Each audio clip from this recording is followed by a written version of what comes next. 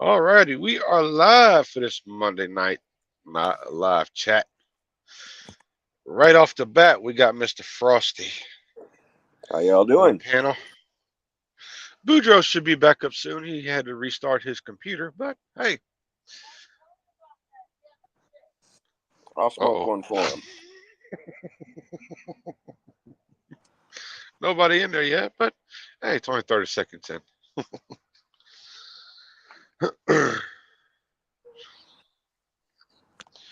But I said I was going to try to. Said I was going to try to go live every Monday. And the past two Mondays, there's been pretty much gold for the channel. Hey, That's Shannon, good. got lucky the past 2 weeks. Well, last week and this week.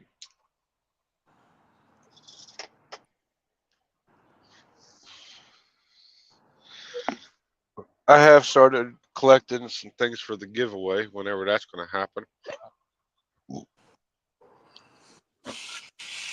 Don't know where they're at, but I got some drink cup handles from one of the TAs. That's pretty cool. It's the ratcheting ones. You know how you do zip ties? Oh yeah. Yeah, you flip the handle, you flip a part of the handle up. Oh wait, I can show you on her cup. Here it is, right here. Oh, bitchin'. You flip this part of the handle up right here, and you can adjust this right here. Nice. There's two of them going in the giveaway. I might even find a drink cup to go along with them. Hey, David Carlisle.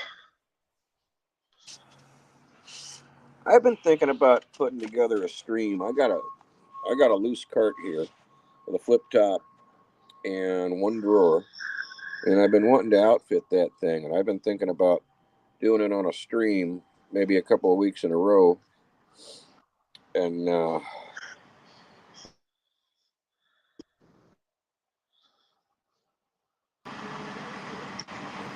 don't know if it would catch on or not. It might. You never know till you try, right? Yeah. Looks like we're closing up Never here. know till you try. I mean, you can do it. I mean, if it's a bust, it's a bust. But at least you say you didn't give up on the idea. You actually tried the idea. That's true. Well, I like to get three or four guys in there too. Hmm.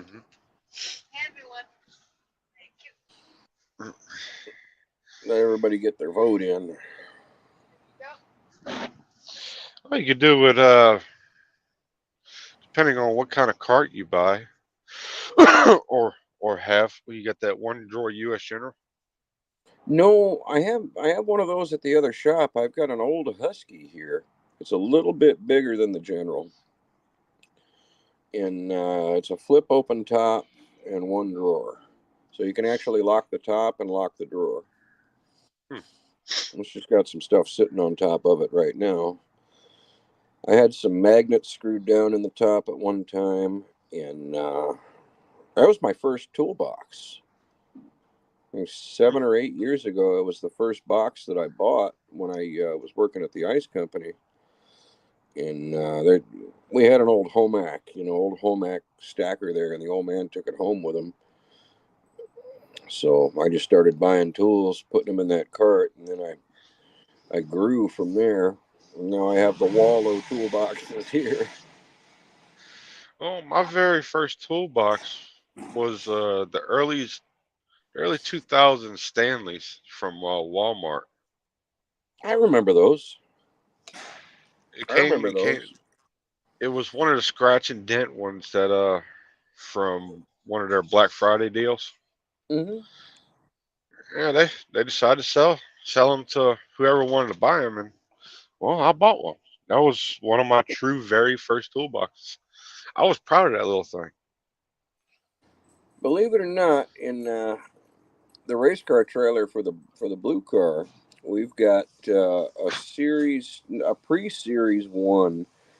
It's a brown kind of a matte finish brown U.S. General 3-tier box, and it's not real big, but it's got like the open bay bottom, and then the midsection drawer bank with 3 drawers, and then the top box. We got one of them in there. It's an old U.S. General before the Series 1s came out. Mm-hmm. Hey, Adam. Super told us the other night that U.S. General was going to get rid of the 5-drawer. I don't think they're going to get rid of it totally. I think they're going to revamp it. Yeah, it sells too good to get rid of. I mean, that would be stupid of Harbor Freight to get rid of a box that's pretty much one of their top selling boxes. Yeah, I've got one people do crazy things with those boxes. I mean, they outfit them, they retro outfit them. I mean, they stack them on top of each other. You'd be amazed of what you see out there with these tool cars. What people do to them. Well, that you can get a lot of stuff in them. Mm-hmm. I mean, I got mine here. That's the 5-drawer. You have to excuse the top, but there's my infamous Icon tool collection in there. Hmm. You can get a lot of stuff in that bottom drawer. Mm-hmm. And I had all my power tools in the bottom. Yeah. My Icon wrenches and my little Pittsburgh ratchet wrenches. This I call my bait box. It's always open. If anybody wants something, they can grab it out of here. But luckily, nobody really messes with it. All right, we got somebody back in the basement, so we're gonna bring him up right quick. There he is. Boudreaux. Boom, boom, boom! Who that, baby? And go Tigers! What's up, Raisin? What's up, Frosty? Hello again. What's happening? What's up? Shannon just got him a 34. Full bank. 34. No, that's deep. No, the Master Tech from Harbor Freight. 34 wide. Oh, the 34 U.S. General. Oh, 30. Well, just okay. That's the number on it. What's up, Adam? Yeah. What's up, Dave? How you doing? Shannon, how you doing? Rich. David Carlisle, what's up, Mona? Hey, David.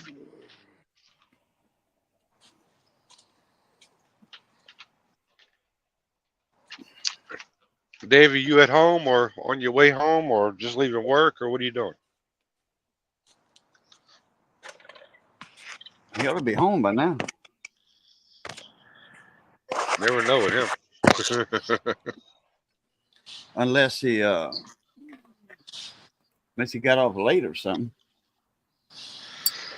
On the way home. Right. Wow. I know he said it takes him about, Johnny, hand me that yellow bottle over there, please. It takes him about 40 minutes to get home, he says, on a clear day. You'll dot out. Oh, right. Sure is, huh? Mm-hmm. Good night. Well, time to refill my Bronson oil bottle. Well, Dave, when you get home, if you want to jump in, I just sent you the link. Always at work. Anybody enjoy the eclipse today? I missed it. I saw it on TV when it was in Illinois and then in Indianapolis when it was in the football field, the first one and then the next one, because they right after each other. I saw the diamond ring on the one in Illinois or wherever they were at. I saw the diamond ring when the moon left the sun. Mm-hmm. So then they went straight to Indianapolis, Indiana. and they had about 3 minutes left on that one to see the first diamond ring. No, lock the front. I was Is it sleeping. on already? Just leave it open. All right. Both those gates are blocked. Yeah, you're way up there in Utah or Wyoming or something like that. Adam, Oh, Adam was in Washington. Washington, yeah, Washington. somewhere up there. One of them two states.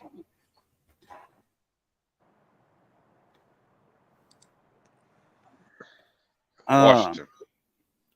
Yeah.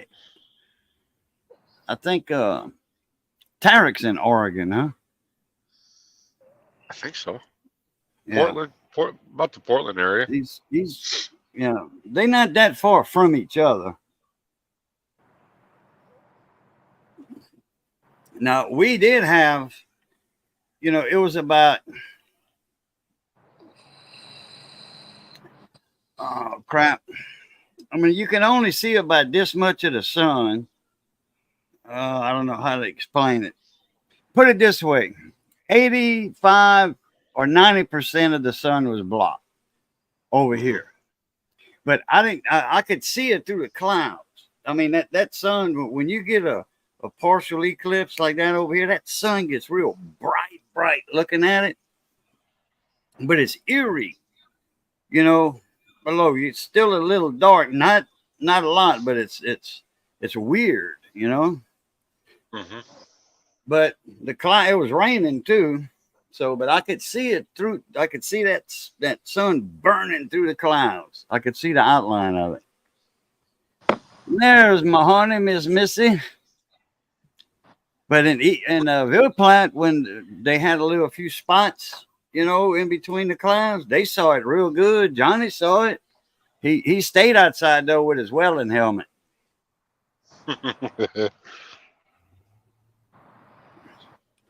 Yes, she is. I had some 3D glasses that I picked up from that that rest area. Yeah. Did you get a chance to use them? No, I was sleeping. She used hers. I picked up two pairs though. Right.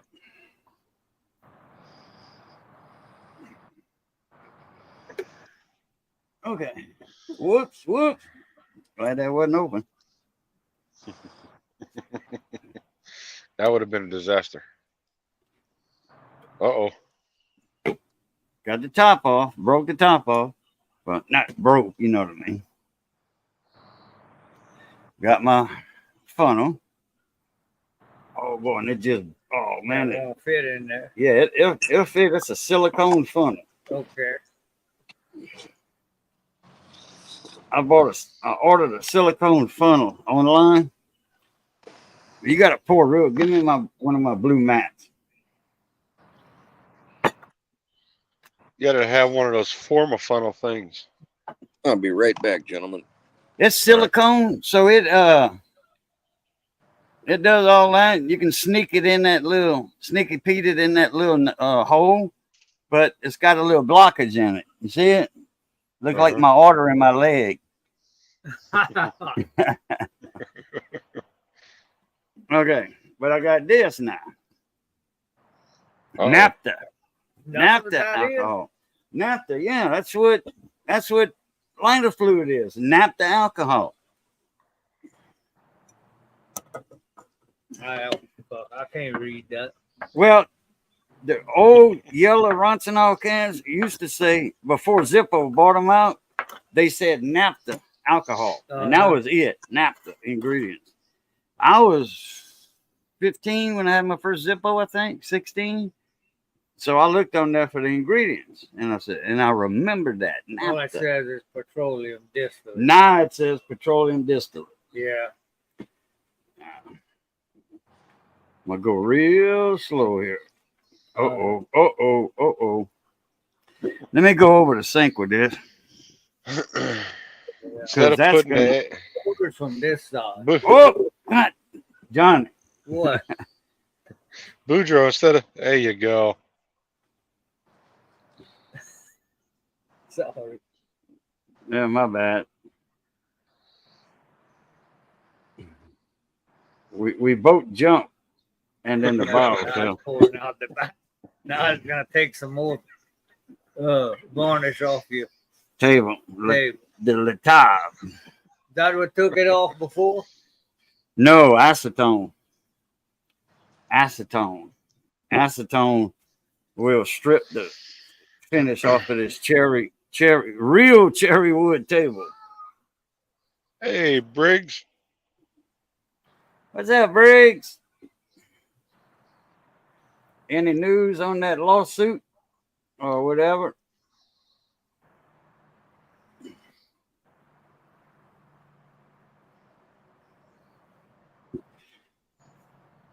Oh, that's full enough because I don't want to overfill it. No. Because then I waste it. And you ought to not be doing that with a lighted cigarette in your mouth. Yeah, but it's not vapors, it's liquid. Vapors, look, Hey, look what it did to my silicone mat. Uh-huh. hey, Diabolical. What's up, Diabolical? Look what it did to my silicone mat. Yeah. It made it all out of shape. It's gonna get back though. It's done that before. It'll get back.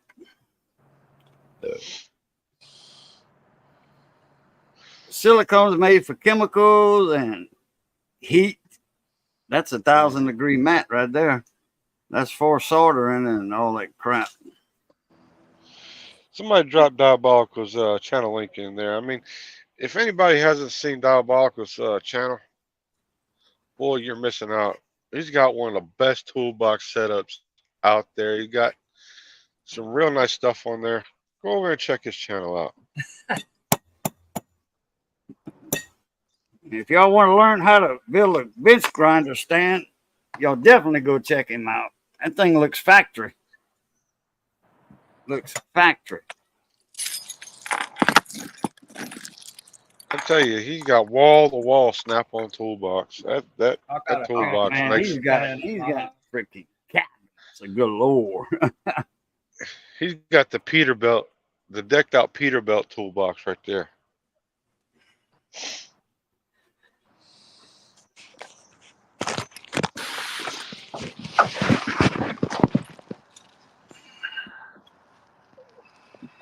All right. I gotta get a flint out. Hey, Diabolical. Yeah, what's up, Diabolical? Let's see. Yeah, well, either way. Yeah, where's Scott at? Thursday. Oh, you're gonna hear something Thursday about it? That'll work.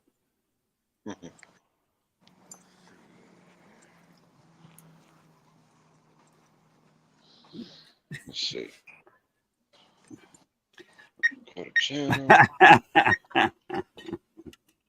Well, That's all right. Diabolical knows who she meant. Yeah. That's probably how her pad spelled it. Probably. Auto spelling. Oh, yeah. That autocorrect is crazy sometimes.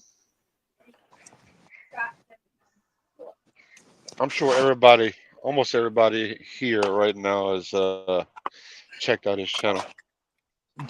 But if not, there's his link All right. on the Court Thursday. I got me a fresh fill in this bottle. Just got a fresh fill. Got a fresh fill in the lighter and a fresh flint. Ready to put So this up? it's fresh fish. Yeah. All right. Now,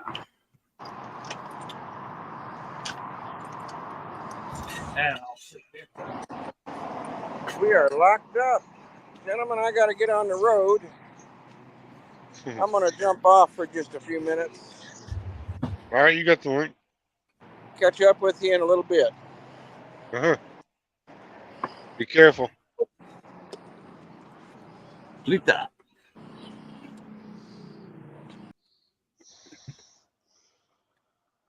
Because It says I it haven't had been been. posting videos in a while because everything going on. But thanks.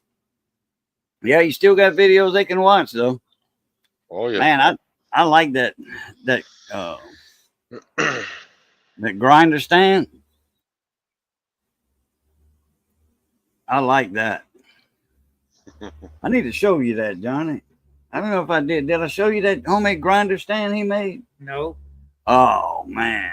If I'd have showed that to you, Daddy, he'd have built one.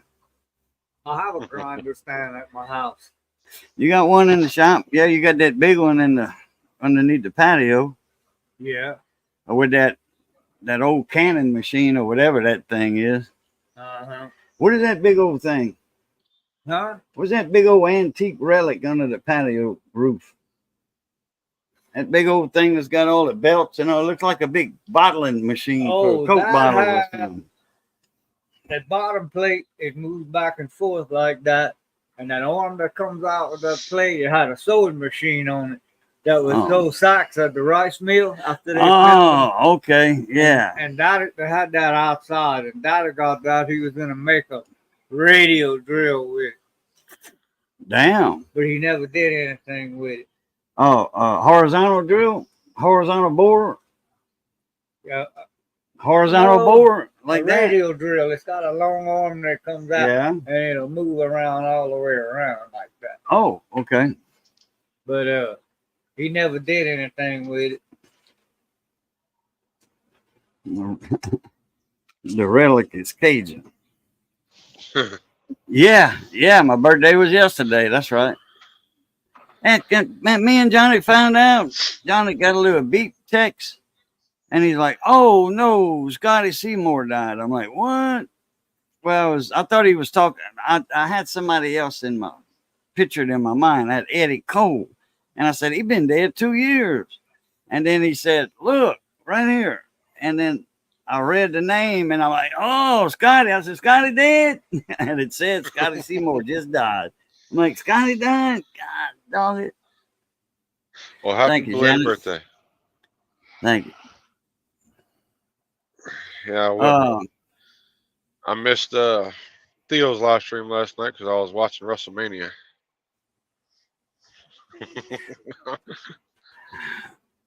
Me and Missy's niece, her boyfriend, Josh Laverne, he took the TV outside. Lisa's filming it. "Where you going? What you doing?" He threw the big flat screen TV on the ground and started stomping it. For Because what? the wrestling didn't go the way he wanted it to. Well, now he's got He to buy another stomped that TV. TV. They had to go buy a new TV. Yeah. I Well, they had a guy one time. I think it was the year the Saints won the Super Bowl. Some guys had made a bet with this guy that the Saints would lose, and they said, "No, they made a bet that the Saints would win." And they said, "If the Saints win, we got to take your TV and bring it outside and shoot it up." Well, the Saints won. His wife called him where he was working, and he said, "You better come over here. They got a bunch of guys with guns that went in the house, and they picked up the TV, and they bringing it outside." And they brought it outside, set it up. Ready, aim, fire. Or they shot that TV till there was nothing left. Now. And all the guy could say was, "Well, I guess I'll just have to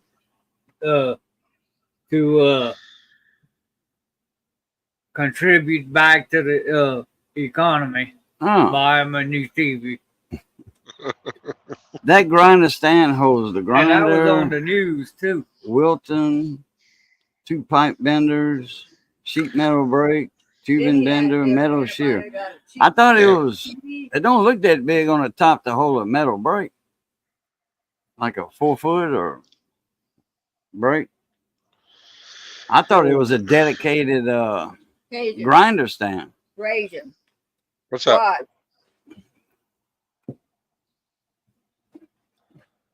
Let me see, put it loud. Right there. Hey, he almost slipped going outside. He was walking so fast. That's my nephew. He was so mad.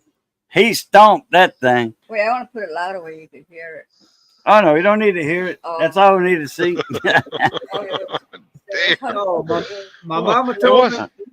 Yeah, my mama told me one time her uncle was listening to a boxing match, and it was I forgot who it was.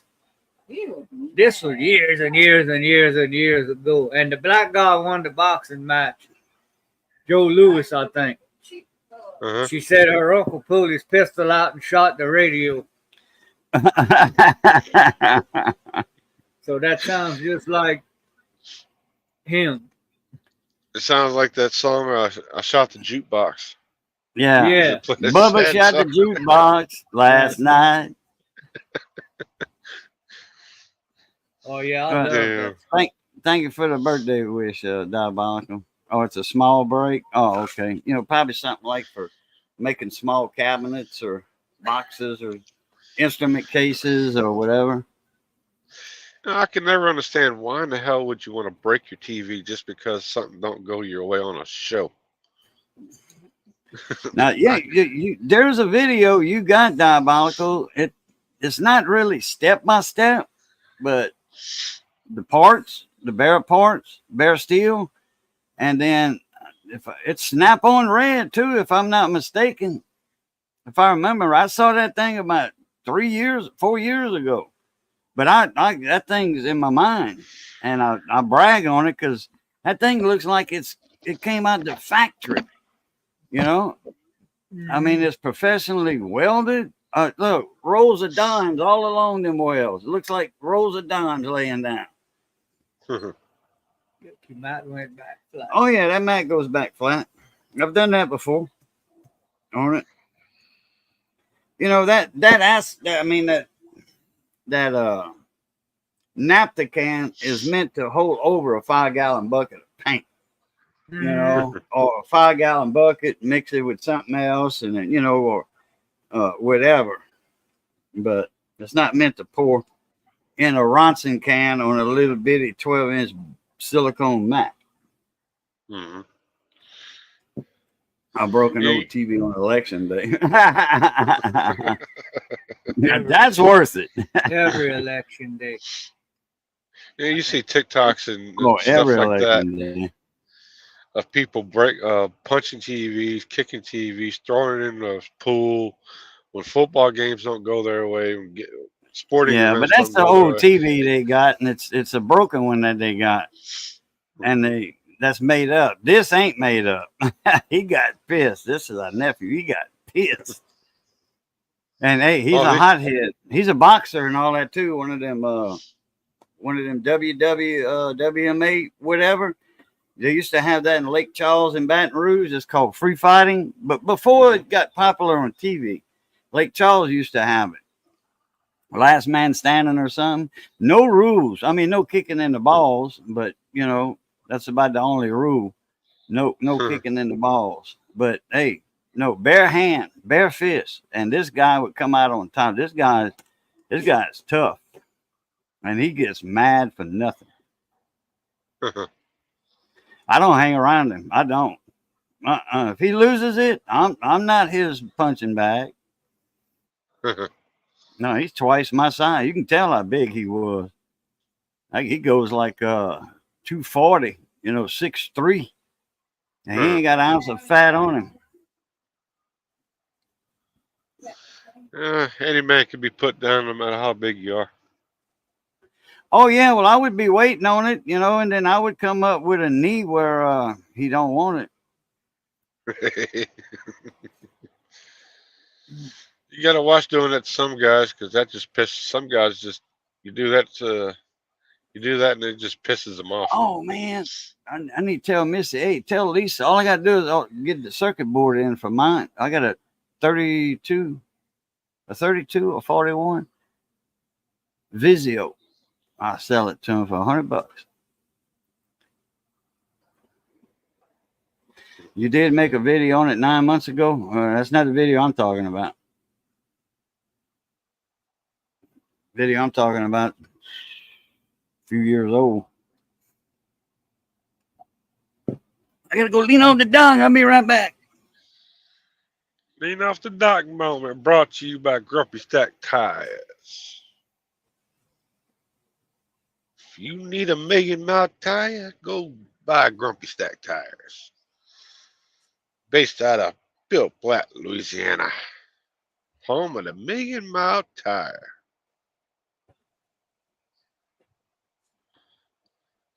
I like to see a tire that goes a million miles.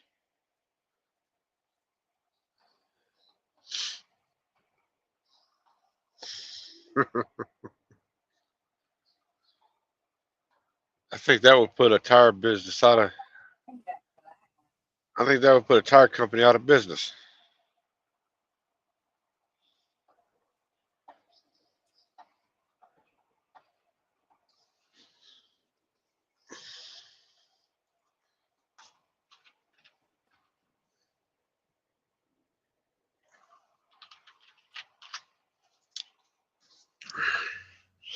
So I hope everybody had a good weekend at least.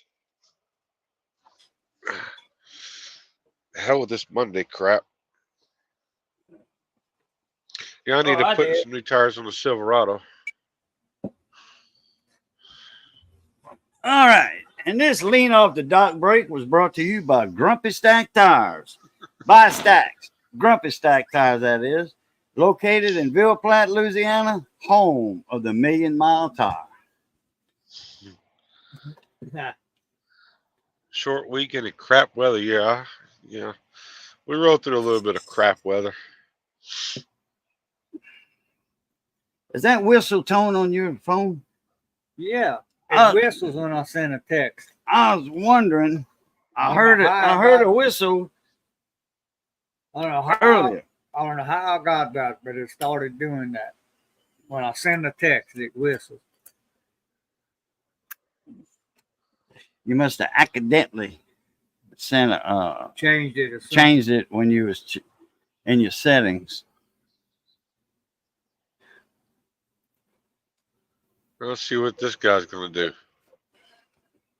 He's backing two bobtails in a parking spot. Let's see if it actually does what it wants him to do. Two bobtail. What? He's got two bob. He's got something on his fifth wheel. Yeah, he's moving Calling two trucks. Two trucks. Okay. Yeah, can we touch your motor or something? I mean, something? Oh, you back up? What you mean back up? You're not on live. Yeah, I'm on live. I'm not on mine.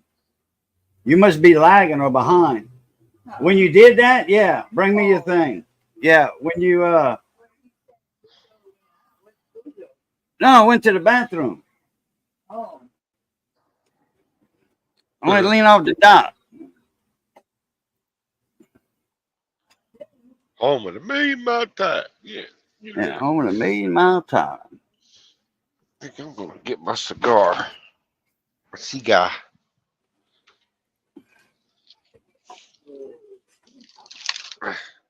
If it ain't busted. Cigar. Excuse me. I can open a package. Boy, that thumb is swollen. oh, now it's got As you can see, that thumb is swollen. I don't know what I did to it, but I did something to it. I gotta look at that video. I seen where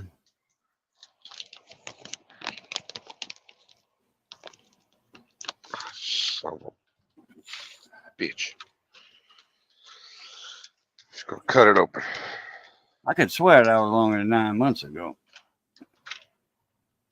Unless he took it down and re-put. Let me see if that's the same exact video. Well, it Maybe. shows I watched it.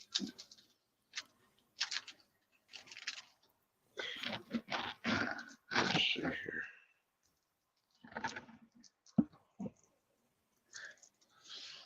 What is everybody's favorite cigars to smoke if y'all smoke cigars?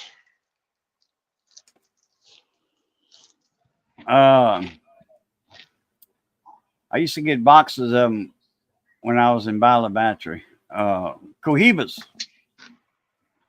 Cohiba. I just get whatever smells good at the store. A mag drill. Look at that thing, Johnny. Milwaukee mag drill. Uh-huh.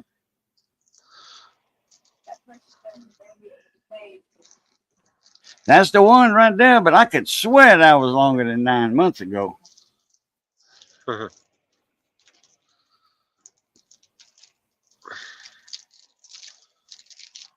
Yeah, look at all the hole patterns. There we go.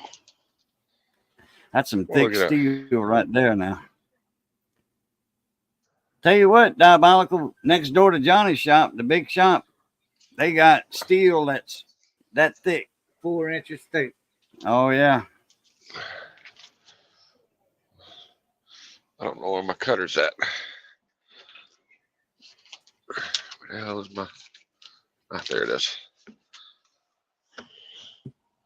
And they throw a lot of it in the Hey. dumpster. Oh, But it's all Stay big up plates because they got 5 foot or 6 foot plates That's a by bender. 20 foot long. That's it right there. Uh-huh. Yeah, okay.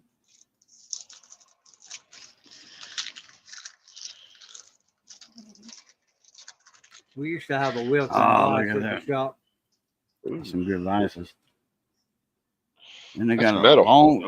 long barrel or something else they got. Ingles, long barrel. That's old Oh, yeah. I was at Grinder. valve grinder or something. No, I was a Grinder. Double bench. Or whatever. All the new brushes and stuff. Mm-hmm. All the new parts. It's an old motor there. Everything I got needs belts. I got a polisher. The belt went out on it. My lathe needs new belts. But I'm going to have to, yeah. I'm going to have to let go of some money and get me belts with them links. Yeah, for your lathes. For my lathe, because I can't take that crap apart to change it. Oh, yeah, there's a brake. You got a 3 foot brake you just bought a while back, Johnny. Huh? Yeah. You use that 3 foot brake yet? Not No. yet. But I'm going to use it when I make I got to. Look at there. Look at that. Look at that grinder. Damn. Now that's nice. I got a great big backpack grinder, and the tank was plastic, and it went out on it. But I'm gonna make me an aluminum tank, and that's what I'm gonna use that brake for, Oh, okay. so I can bend it. I'm gonna have to start making my own. Since you got that, once you set it up, I'm gonna start making my own little instrument cabinets. You And know, I gotta rig put up stuff in. my TIG welder, make sure it works so I can weld that tank. when is that coming? We're gonna be under a tornado weather. That's live right now. Texas, Oklahoma, Arkansas, Louisiana, and Mississippi. The chance of rain's gonna be low tomorrow, but then it's gonna be 90% wind. But they got tornado chasers on the ground right now. Is that Ryan Hole? No, that's max velocity. I watch Ryan. I don't watch him.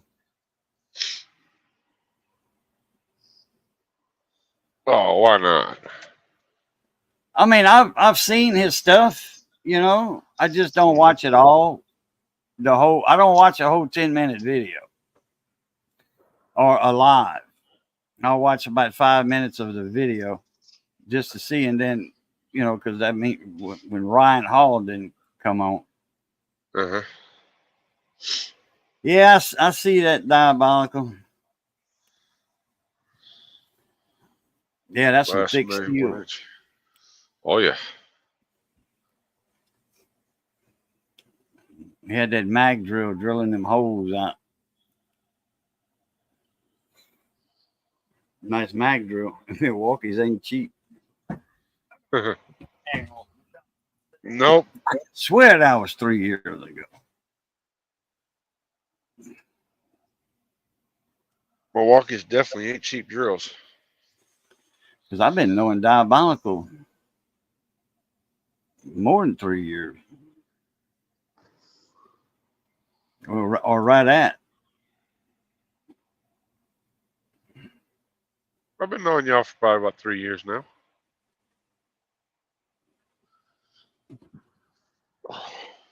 That's when I didn't leave the coin community. I just got more into hanging around with the guys in the small engine and like Brandon. I've been knowing Brandon. He'll tell you I've been knowing him 7 years.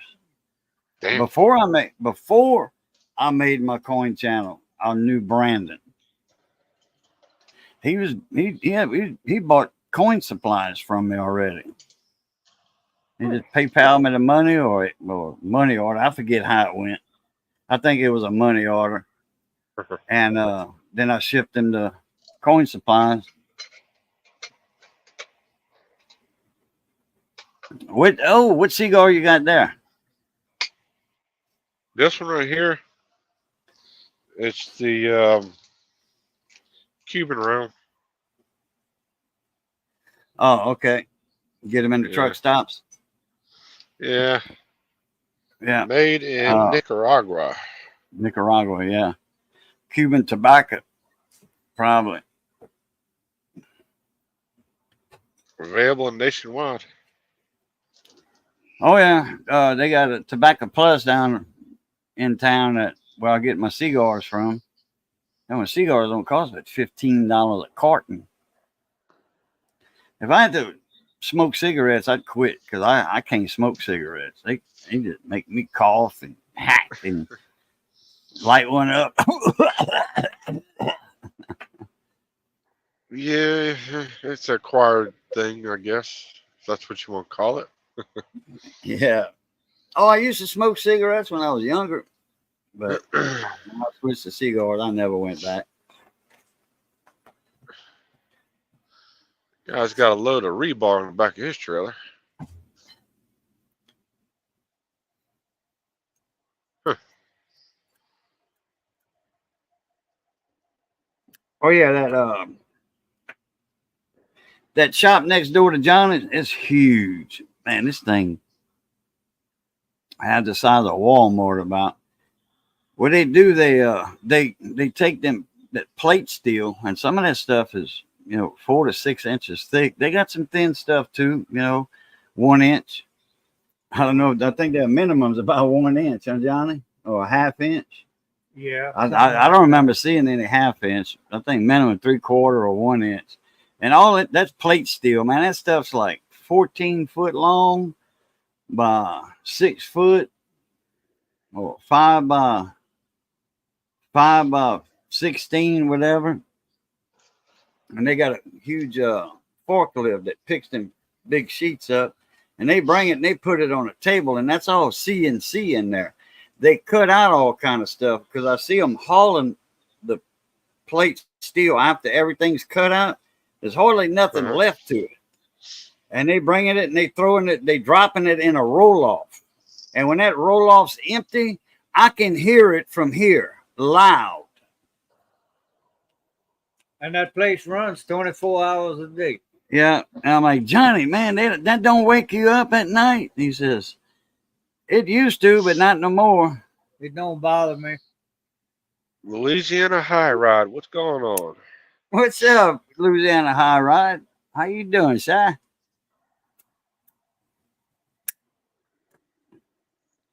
She's been going live every morning, early every morning. I think this morning, I think it was. Outlaw Women. It takes a lot to go live every single morning. I know. Or yesterday morning was Outlaw Women, the theme of the show.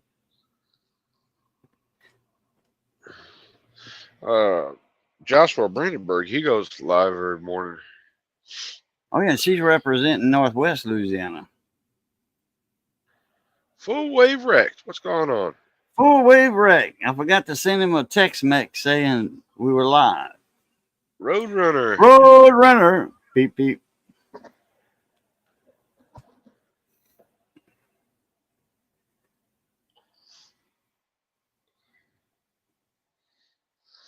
But wait, you never did send me your address. I'll send it to you. I think I still got it. Well, if not, here is my Yeah. email. North Central. Yeah. Union Power. Oh, there's there, yeah, he's on the phone though. I'll send you it, or I'll send your email to him. But I think he knows how to grab it out of the chat.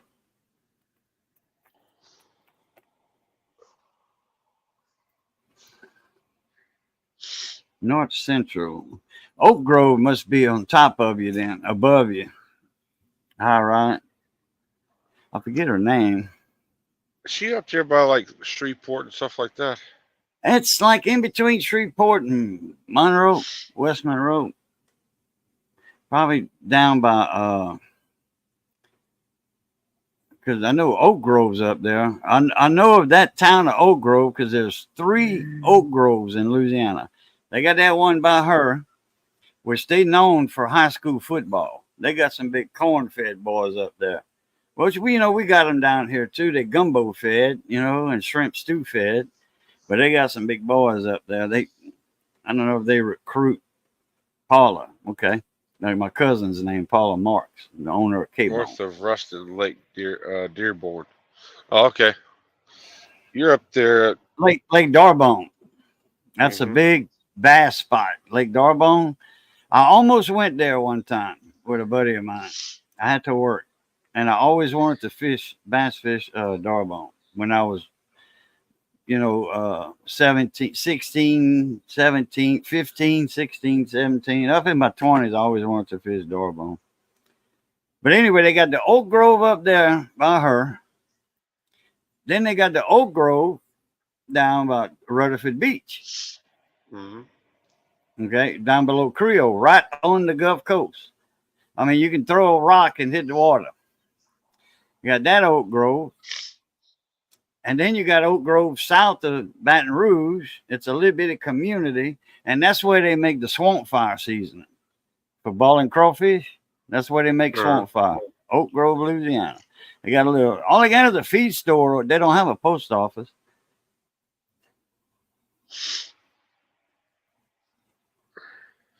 Oh, that swamp dust is really nice stuff. Swamp fire.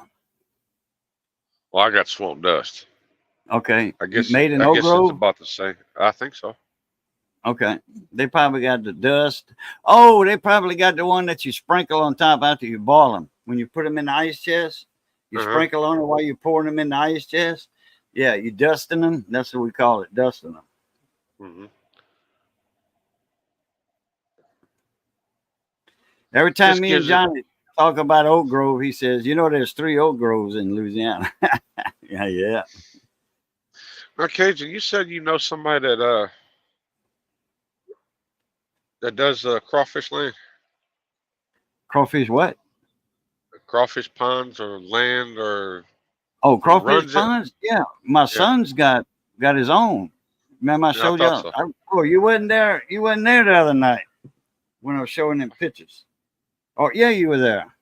When I was lying Thursday, I was showing them pictures of them crawfish. I didn't think they were catching many. They must have started coming out. Oh, no, they've been catching, Johnny.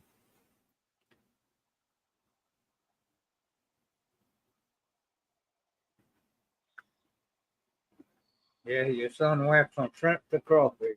Yeah. That's one of them. I think he was balling a few. There's one he sent me a picture of Thursday night. And then I'll show you the. Hey, Mark Biltram.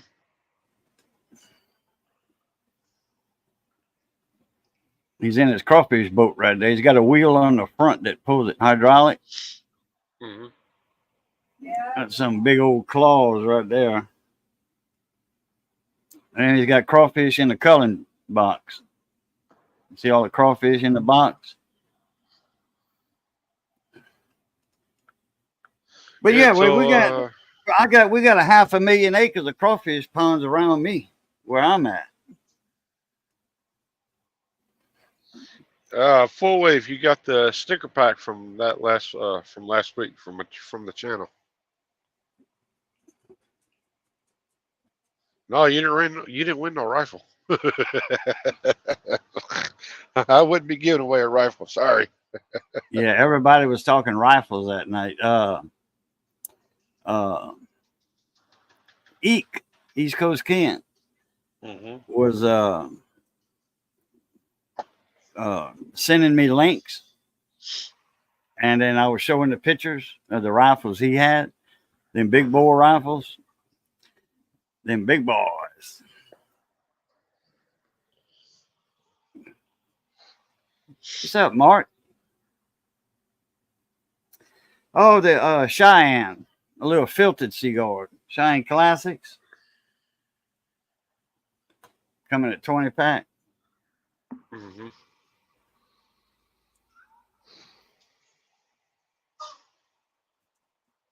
Paula said, I love cigars. I used to host a cigar hour until YouTube got mean. Really? Damn. YouTube said no. Can't do it. No. No more.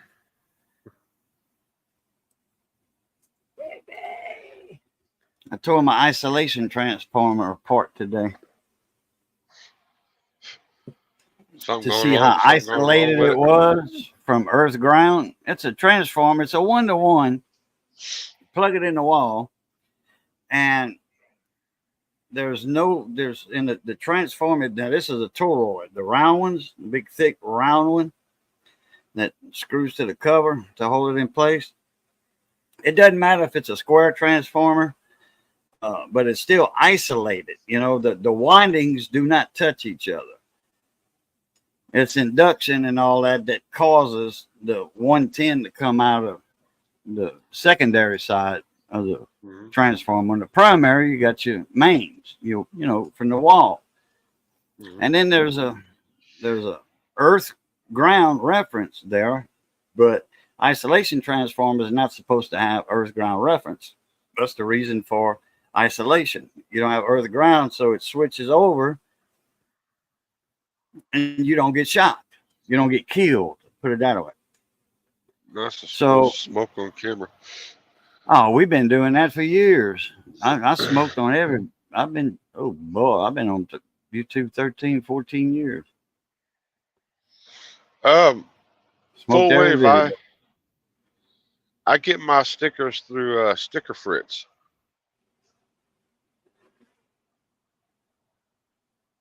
My cousin used to make mine in Port Arthur, Texas.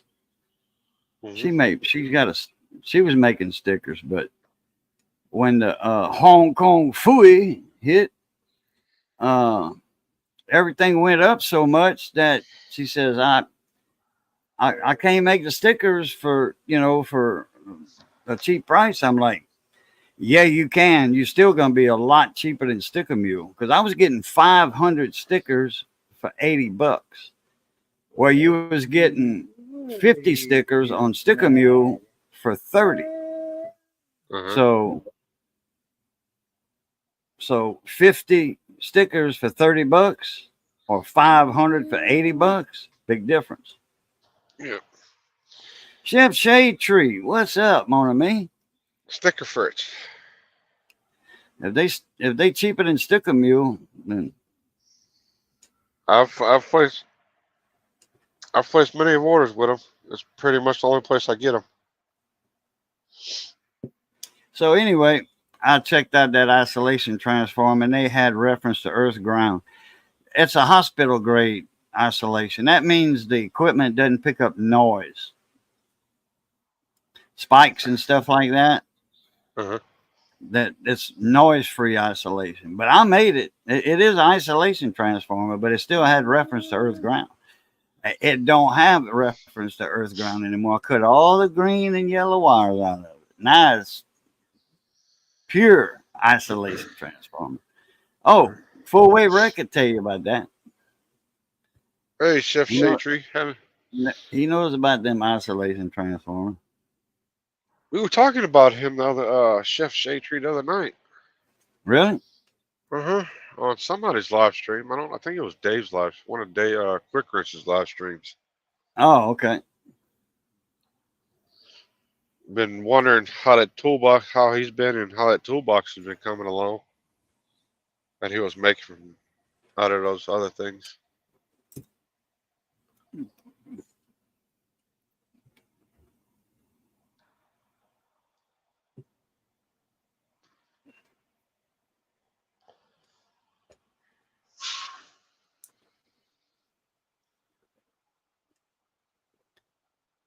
Sticker Fritz, you got to keep them separated. Twang. Something like that. Doing. Well, yeah, that's pretty much the only place I order my stickers from because they're the cheapest around that I found. I looked at Sticker Mule and all them other places, but Sticker Fritz was the only one to offer me a good deal. When TLT used to go live years ago, about 8 years ago, he had a good contact for stickers. A girl that he knew, or a lady that he knew, made stickers, and they were about let me see something. They were about the same price as mine. Let me see. 80 divided by 500. That's 16 cents a piece, and I think they were about 18 cents or 20 cents a piece. Mm-hmm. And delivered to your door, for that. All you had to do is send her your design, in a PDF form or whatever. You sent it to her. She put it in her computer. She fitted it, whatever, to the size that you wanted. Boom. It was done. You had your stickers in the mailbox. Mm-hmm. Hey, Eek. Eek's here. What's up, Yeah. Eek? East Coast Ken. Let me see at $30 divided by 50. That's 60 cents a piece from Sticker Mule. Hey, bad. And just imagine if you got 20 people all at one time want you a sticker. All right. 60 times 20 equals $12. Okay, $12 times 0.63 is $7.50. So it's 12. That's $20. And stamps and stickers you got to mail out at one time. That's why I don't like Sticker Mule. I've been trying to do a merch store on the channel, but I guess either Teespring or Spring or whatever that. They're too company's expensive. called. Nobody's gonna buy it. Nobody's gonna buy it. Not when a sticker costs $7. Well, I think it was like $3.99 or something like that for a vinyl Small. sticker. But for like a coffee mug or a T-shirt or a hat or something like that, put the logo on it. but the kicker is the channel's got to be up over 1,000 subscribers with 4,000 watch hours before they'll even let you put it on there. Really? Yeah. I didn't know that. This is a Teespring mug that my cousin, the one that made my stickers, and a bunch of other coin channel stickers, she started me a Teespring account. It's not my account. She started it. Sure. And she asked me first, and said, we'll split the cost, the profit. I'm like, cool deal. I don't know. I'm pretty sure that that they sold some Cajun mugs because she told me she had some money for me and wanting to send it. I'm like, okay. Mm-hmm. But these right here, I think they cost me like $8 a piece. I think the retail is 15 or 16 for anybody else. Yeah. The mugs that Cool. It's pouring able down to- rain. Really? I think the mugs were like $13 or $14.99 each. Yeah, something like that. These cost, like I said, about $8 a piece. Hey, You Wanda. know, for me and Missy's, but they were, you know, my channel. So, hey, Miss Wanda, how you doing? We got to see a piece of it through the clouds, but everywhere else around, Johnny watched it through a welding helmet. You know, we didn't get to see the diamond rings, but you know, the total eclipse. But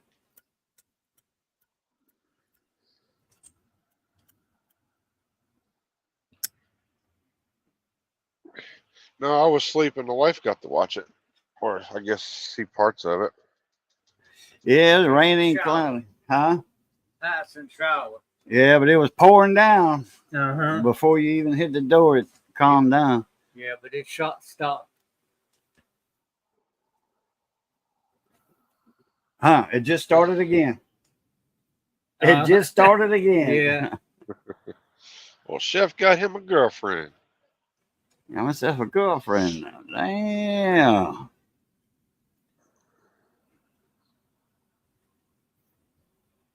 Seen it for about 30 seconds, then it went back to. Oh, I was in the bed Back sleeping. to work.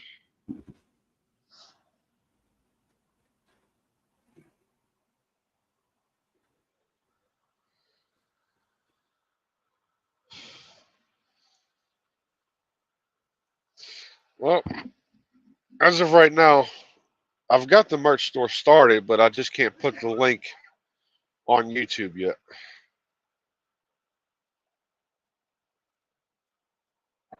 But people can buy from it though, right? Yeah. Okay. I could put it in my description box, couldn't I? Hey, Sam. Poss- Possibly. She said hi for a minute, then closed the curtain. Yeah, she's in her night clothes. Yeah, well, all she had was just her head sticking out like that. Everybody said hey. Hello, I'm getting ready to go. Yeah, she's getting ready for bed. She's She watching lives her in little. Florida, not far from the house down there. Oh, okay.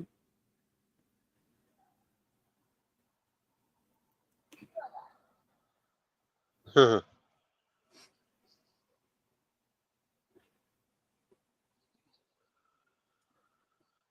long as she ain't smoking that crack, you in good shape. Right? I had a buddy of mine, he had a good looking girlfriend. He said, man, I don't know what it is about them beautiful young women, but they tear me up. I'm like, how much money do you give them every other day or every day when they come around? They $10 you and $20 you to death? No, not really. Sometimes ask me for $20, you know, to go get their baby's diapers or something. I'm like, yeah, they smoking something.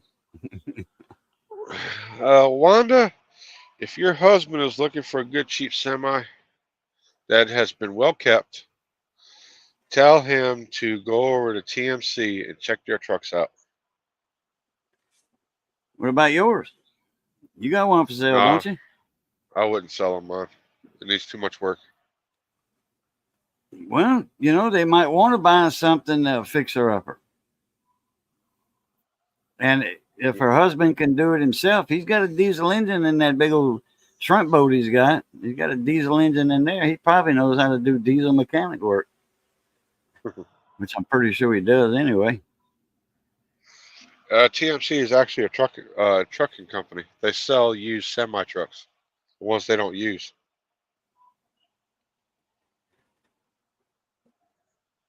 Oh, looks like we got Mr. Frosty back in the basement. Hang on one All second. right. Frosty! What is happening, gentlemen? We living a dream, I guess. Oh man, I am all over LA right now.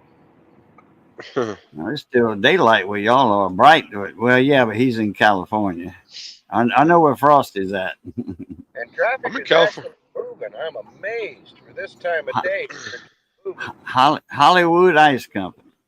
Hey, is it weird looking outside? Well, no, the sun done passed all that up. Y'all ain't got no partial eclipse where you at. I didn't see any of it, and I No, would. y'all was in too bad of an area. Yeah. There's. Well, y'all wasn't in. It wasn't that you were in a bad area. It's this, y'all were still, y'all. It was morning when we could see part of it. It was morning for y'all. Well, it was supposed to be between 10 and 11 in the morning, and I was cooped up in the office with my boss going over a bunch of stuff from last week. I mean, they're just terrified that everything gets billed, and I'm at a part in my job right now where I have to do the service writer's job, and I'm not happy about it. Yeah. But That's it is what 650. it is. What it is. Just another feather in my hat if I can figure it all out, I guess. But boy, they are vicious. They want every minute. Damn. Come to find out, I had an $80 speed sensor was bad on a transfer case. Breaking. Oh, man. And that's what caused it. Oh, damn. Oh, Well, at least Ouchie. at least you got the you're taken care of, right? I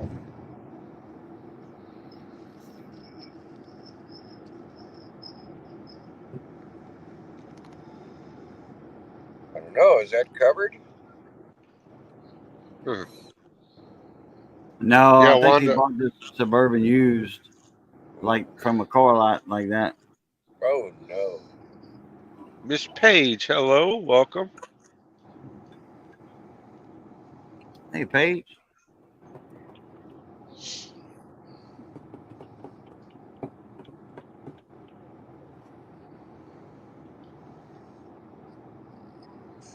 What do you think about the MB4000 engine? Not familiar with that one. Who makes that? No. Cat? I don't think Detroit makes it. I mean, Cat.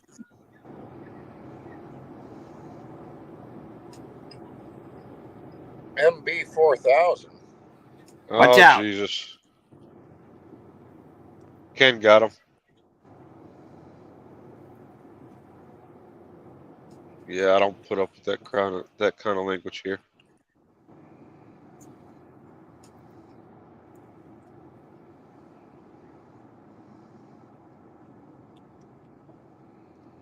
I'm just going to report him. I did that too. That's yeah.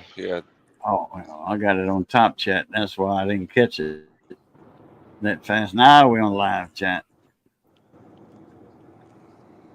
Yeah, good work. Yeah. Oh yeah, you can't do that. I don't put up with that stuff. That No. right there is not allowed. Well, a shithawk would be a troll anyway, no? Pat CB, what's up, Mon Ami? Hey, Pat.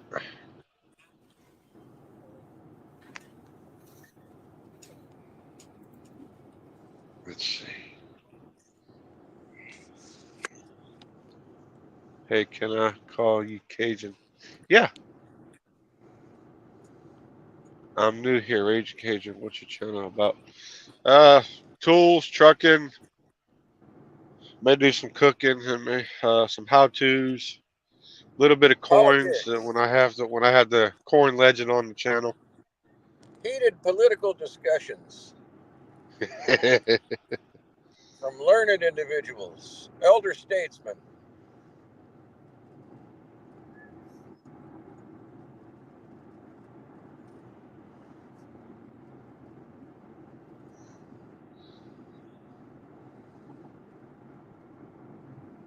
Oh.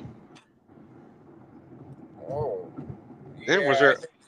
I think you got another one here. Hazel slammed by BBC. Yeah. Coming in drones. Report. Bots. Good God.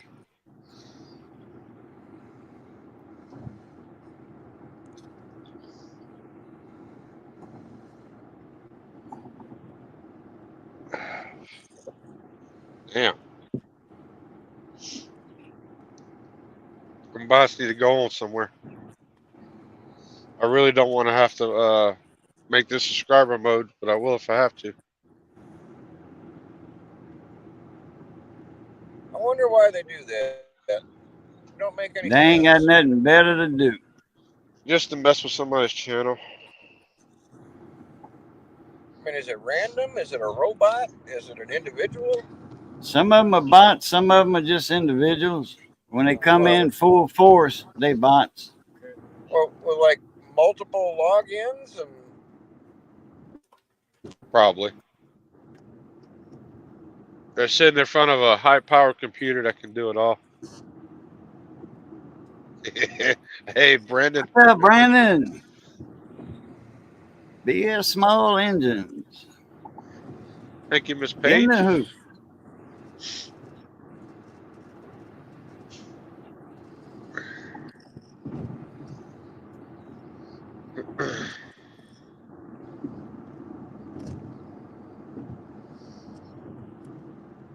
Chef's got I think- 1,000 subs.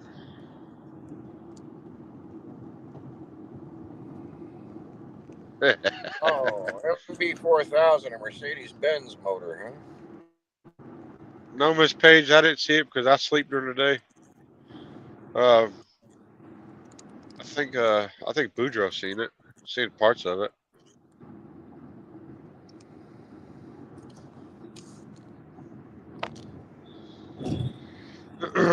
Chef, you got to go into your analytics and apply for it. Got to go through all the steps they show you. No, you can apply at 500 now. Yeah, you'll be halfway monetized. Oh, I could do it, but I don't have enough watch hours yet. I got to get some more videos out. Put up some more content. We're going to be going racing this weekend, so I'll be couple on it tonight. I don't want to do it with shorts. I want to do it with, 10, East 15 Coast minute got it. videos.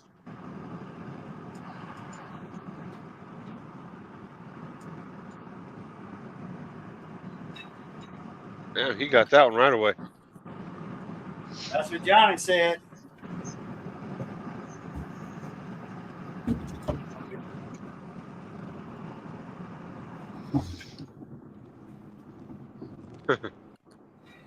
Why control, baby? Why control? Smack him. Oh, I like that. Narc's floppy, saggy titties. Michael Jackson's face. Let's see. Any suggestions from the chat for Chef? What do you, yeah. Go into his analytics. Bottom of the road, and you press on the money symbol, and then you follow the steps from there.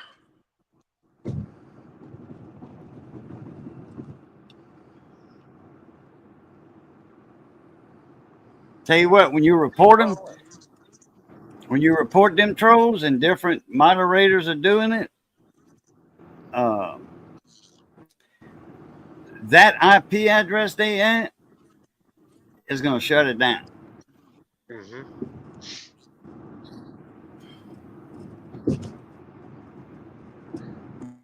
Hey, Wanda, did you see the pizza Nuffin put out on her channel?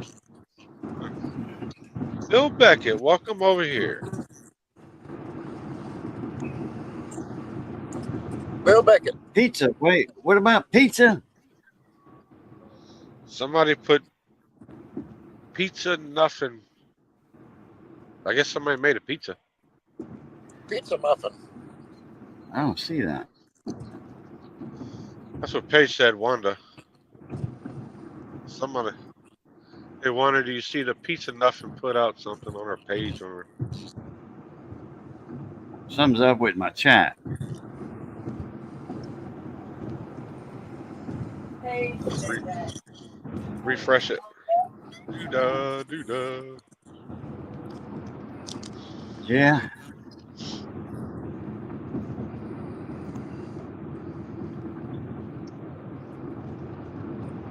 All right, He's now it's telling me better. that this, I guess, Oh, that's nothing edited. That's a friend of mine from Baton Rouge, but she lives in Texas now.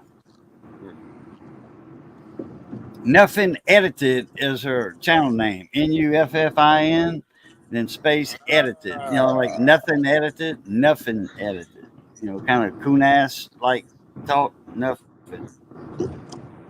Paige, as long as you're 18 and older, you can. I think you can. I think it's 18 and older. You have to be to subscribe to my channel. She's 18 over. I checked out her channel. She's like 20 or something.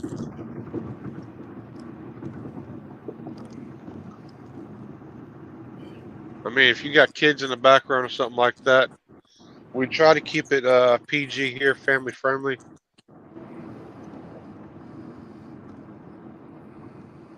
But other than that, I mean, we try to have fun here.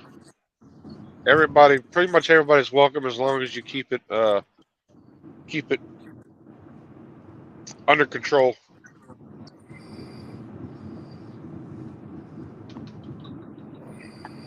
Brandon said, I had pizza too.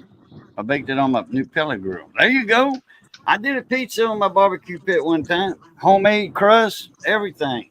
I lit up the pit. I got 16-inch pizza pan that I used. Mm-hmm. And that pizza weighed 7 pounds. It was that thick. We fill up pepperoni. There's no spaces in between the pepperoni. None. All right. Then we do the cheese and then some ground meat, cooked down ground meat, and sausage, and some, thin sliced onions, banana peppers, thin, real slice, really thin, and then another layer of pepperoni that you can't see through. Yep. And anyway, our pizzas weigh 7 pounds. We weighed them. I got videos on them on my other channel and this channel, I think.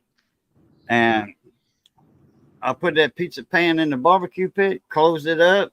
It took longer in the pit, naturally, you know.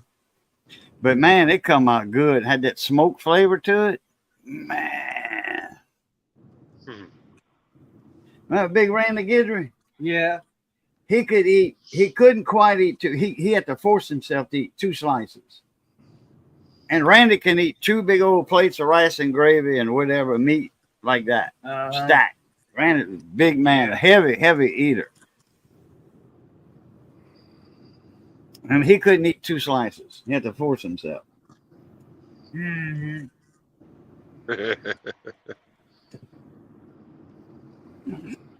Day.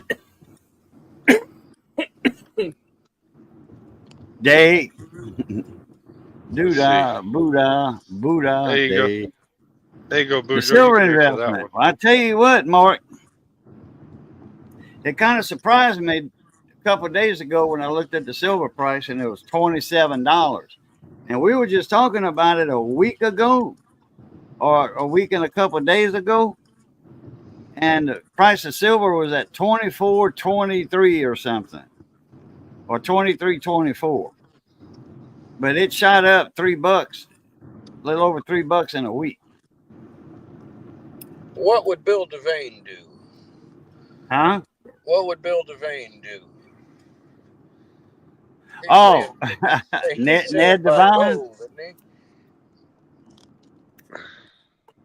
Gold, I had checked that price last week too. It was like 2,200 and something.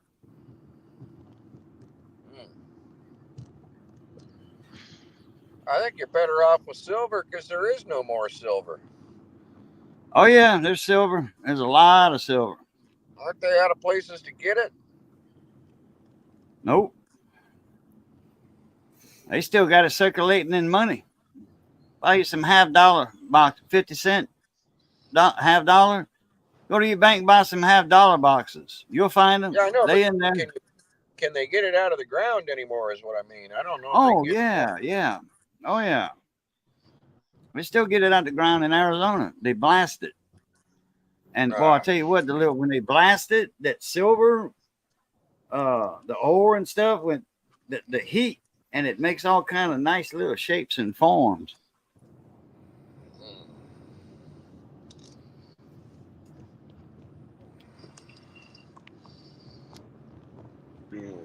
Bill used one of those at school, and it was super smooth.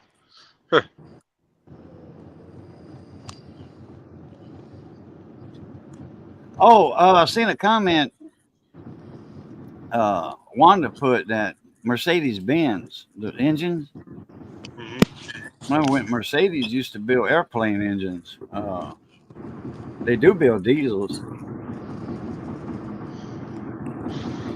Yeah, but you couldn't beat a Rolls Royce engine. Rolls Royce airplane, yeah, they made a lot. Who was the other one that made a lot? Whitney. Pratt & Whitney. Yeah, Whitney. That was all radios. Yeah, and the Rolls Royce was the inline. Inline, yeah.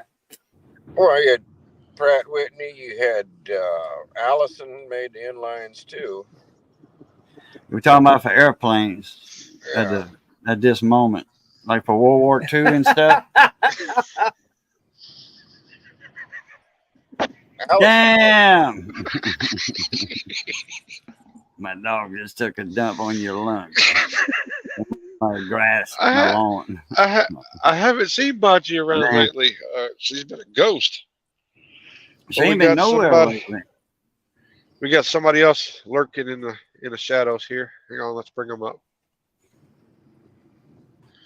Mr. Quick Ranch, what's going on? There he is. What's up? Not much. I was just slamming some food down. Yeah, that's what I'm fixing to do. Missy made a meatball stew, Ville Platte style, with the potatoes in it. Oh boy! I'll probably go in here in a little while and get me some Jack in the Box. Man, I ain't ate Jack in the Box since I lived in Bay Cliff or San Leon, Texas. They had one right there in Bay Cliff. I get their tacos. Man, I loved their chili fries, chili cheese fries, or whatever. Mm-hmm. First time I ever had them, man, I would tear that stuff up. I think I ate one of their burgers already. I was late at work today. I was sitting there going through my box trying to figure out how many more rails I need to order. The new socket rails? Yeah, I'm ordering up new socket rails. Trying to figure out how many more I need. Should have seen that socket drawer that Frosty was showing backstage earlier before the stream started. I don't have 80 socket rails in that thing. I'm not going to be able to have sockets on all my sockets on rails because I got some like long torque sockets and ball hex and shit like that. Oh, he had that too. Yeah. Standing up, they'd be too tall for the door. Oh, yeah, they'll be too tall for the door, so I'll just have to put them on something else and lay them down. But socket rails aren't too bad a price. I mean, you can always buy the EV foam and just make your own. EV foam wastes too much space. Well, you can put a I'm lot trying more to pack on it in EV as foam. tight as possible. Get the most. I'm gonna take shit out of cases and boxes and everything. I'm gonna try to consolidate everything as much as possible. And also, I'm gonna go through my box. And if I haven't used the tool, and say the last, say 3 or 4 years, I'm gonna probably put it in fucking a tote and store it in the shop somewhere on the shelf. Uh-huh. And just get it out of the box so it's not taking up space. It's There not you about necessarily. I mean, why should I spend all this money getting a bigger box? I need a bigger box. I want a bigger box. But why should I spend all this money to hold every tool I own if I'm not? What's the purpose of having it in the box if I never ever use it? I don't want to get rid of it. I want to keep it. I still want it accessible, but I don't need it in my main box if it's never getting used. Like I got tools for old W body struts. I haven't seen or done one of them where the front struts had cartridges. I haven't changed those or done one of those. I can't tell you when. Probably been 10, 12 years. But the tool's still sitting in my box, wasting space. Ken, did you get those? I think you were supposed to get those panel poppers last week. Did they come in?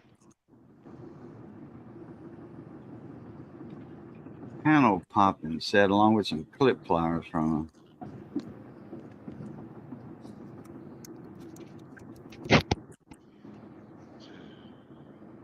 I haven't found a combination of rails that I really like the way they fit in the drawer.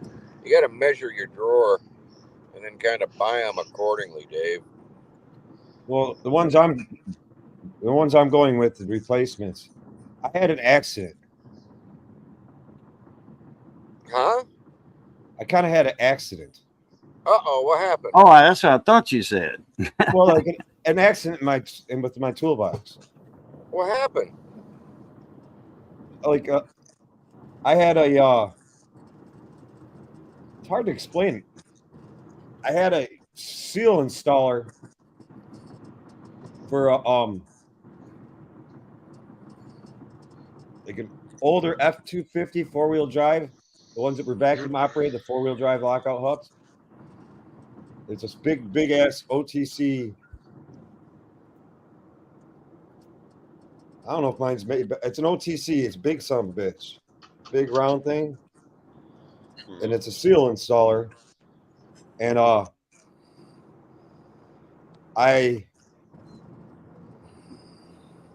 had it sitting on the top of my box and my top drawer was open. And somehow or another, I don't know, I was up there and I slid this and moved this. And I pushed my one of my impacts over and I hit it and it rolled off and it fell into my box. So all those plastic socket holders I have, you know, with the stems on them, it busted a whole shitload of them. Oh, And Ooh, at that point, I just said I'm gonna buy new ones. yeah. no. But I'm trying to figure out how many socket trays I need for like my specialty sockets because those are different trays that they make. Tell you what, that rail that Cornwell's got with the magnets on it is badass. I think Vim makes them, but they're expensive. You know, they stick to the bottom of the drawer.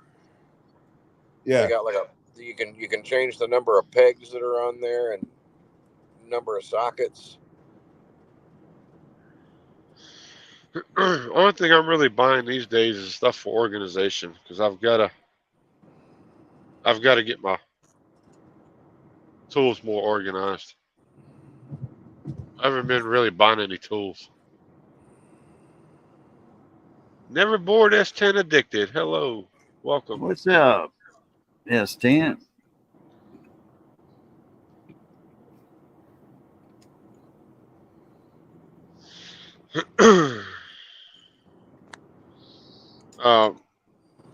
I did get the Ernst Wrench Pros. That was pretty neat. It's a 123-piece screwdriver set. Man.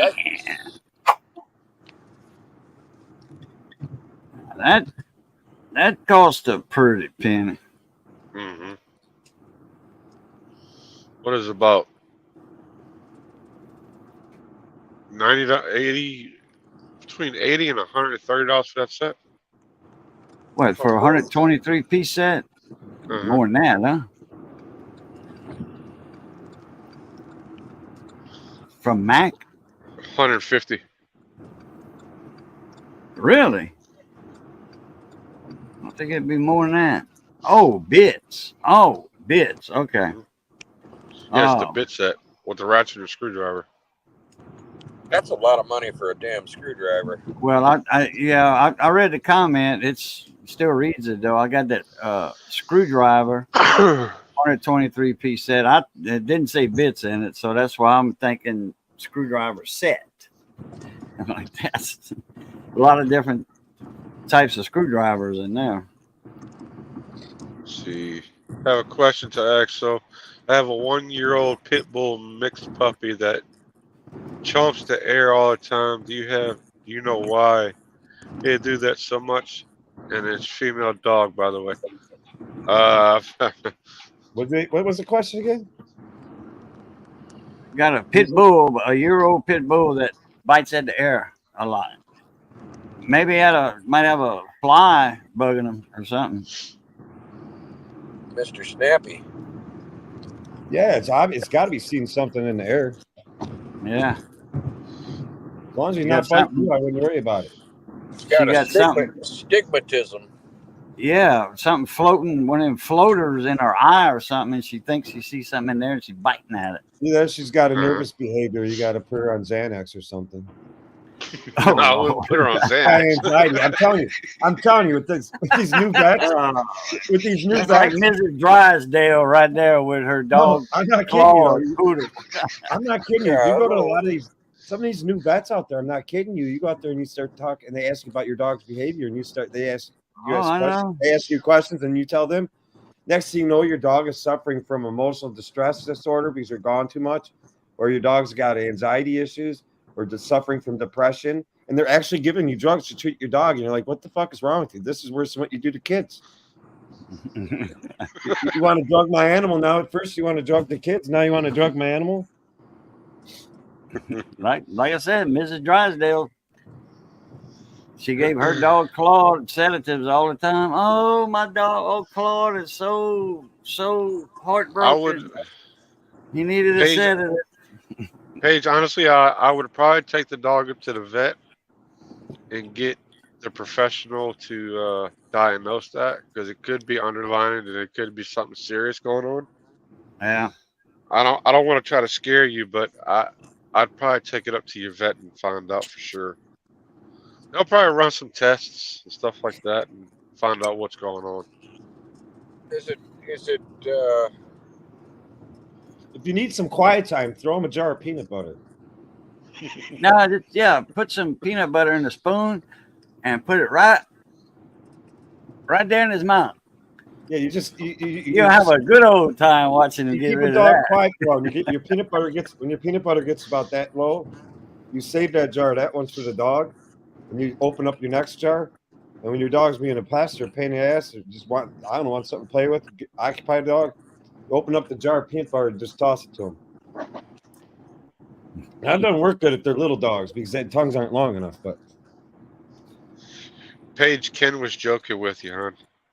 Don't just get into what you you see the bottom. Look at the bottom of your screen. Raging, look at the bottom of your screen.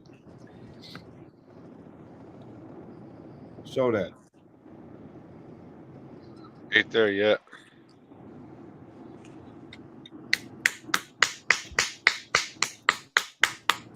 Man, it is bright out here. I hate driving into the sun. I'm talking about share screen at the bottom. That's because of that part. That it's still probably a partial whatever. On an eclipse day, if you don't even see the eclipse, if you just got a little tiny bit of it like that, it's bright. And if you look up at the sky is way brighter than a normal sunny day.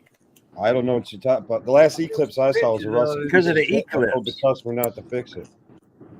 I took some pictures of it, but Not a 40 eclipse neither, dude. It wasn't a 40 eclipse. Mitsubishi eclipse. Mitsubishi eclipse. Raging, share screen for a minute on the bottom. I don't see anything to share. Oh, you got to scroll up. If you can only see 3 across, scroll up a little bit. It might be hiding underneath. Oh, there it is. Ah. Those are the trays I'm talking about. You can customize them. They're built aluminum. You said they're expensive? Yeah, who makes those, Dave? Wrestling Machine. Yeah, those are bitchin'. They call that, what do they call that, the grid? No, it's just you can get different color options. You get blue. That looks like an internet I/O system for servers and stuff. You can go 3-row, 2-row. They make them with specialty sockets. They make them for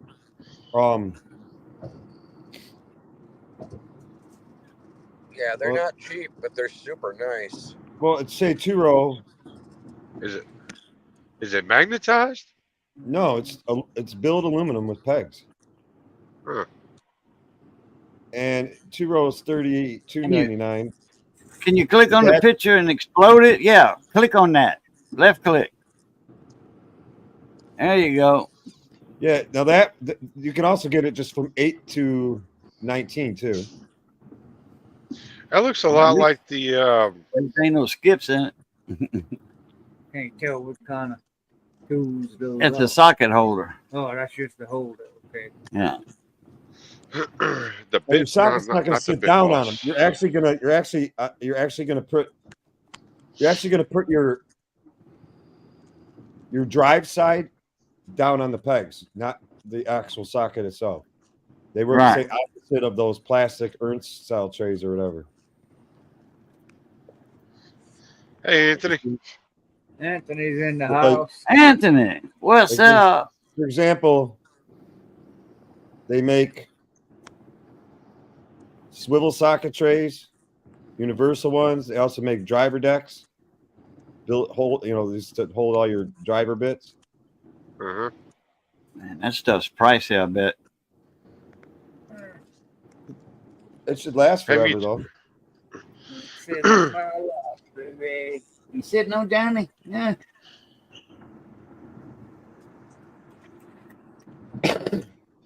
What you cooking tonight, Anthony? Missy made a meatball stew, Bill Platt style, with potatoes in it. Over rice. I just can't believe how many sockets I have. I didn't realize how many I have when I start adding them all up. Yeah. You don't realize how much stuff you got until you actually look at it. What part of Michigan you in, S10?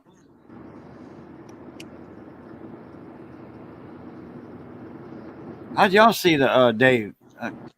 How'd the eclipse come out for y'all? Quick Ranch, talking to What? you. What? How'd the eclipse come out for y'all? Where you at? I only looked at it for a minute. It got a little weird colored outside for a little bit. Yeah. Got a little bright, and then it got a little dark, and then it got bright again. Right. Yeah. Thoughts on a Snap-on Veris Pro D10? I'd never heard of a Snap-on Veris Pro D10. Making jambalaya. Dang. I just thought it was called the Snap-on Veris. I thought the D10 was one of their current scan tools. All right, take it easy, Miss Page.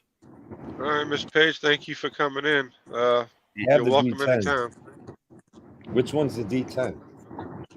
Isn't the Snap-on Veris Pro? Isn't that an older version of the Zeus? Skeegan.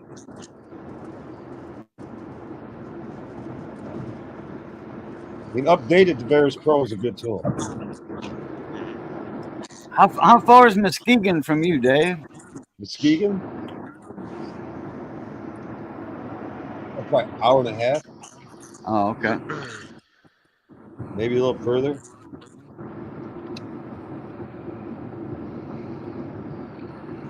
I want to get some of the Mayhew punches and stuff like that. That Mayhew punches. picks- Mayhew punches are all the same punches as all. Mayhew punches are all the punches you're gonna find on a Macco truck, a Cornwell truck, or a Macco truck. And if they're not, I want if you ever catch any other kind of punch on a Macco truck, or a Cornwell truck, or a It'd be a wildie.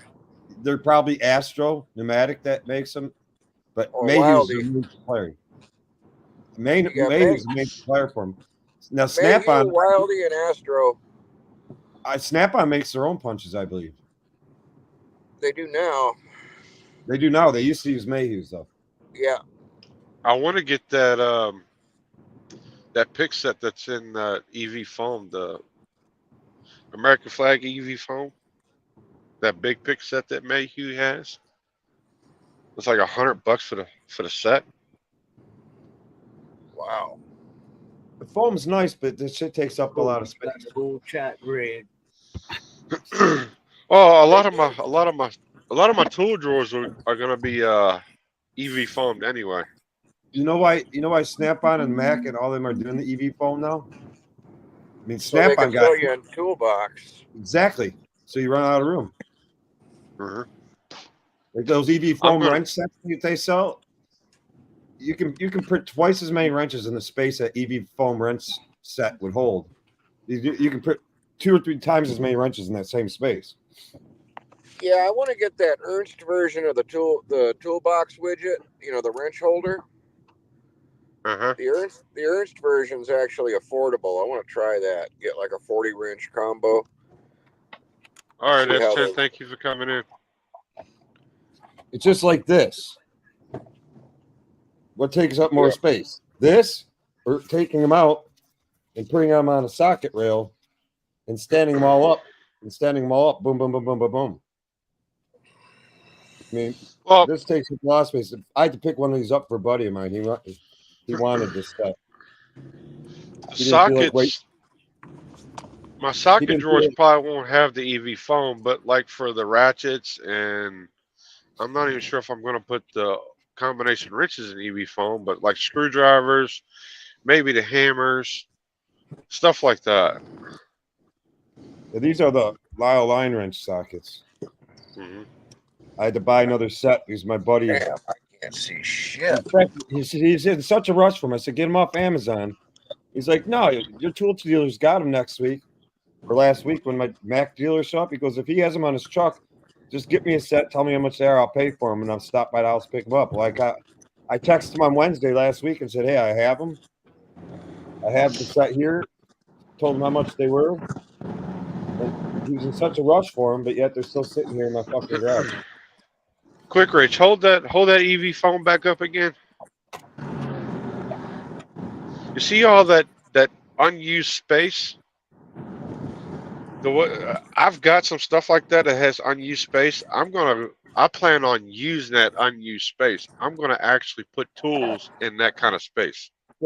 Like another thing that's EV foam that you could save. I mean, I don't know if that takes up more space or if that's just a good way of storing it. You just toss it in the box on top of stuff.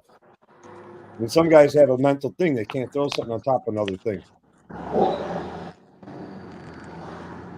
But that's also this and this and I had to buy 2 separate ones. This I had to buy this and 15.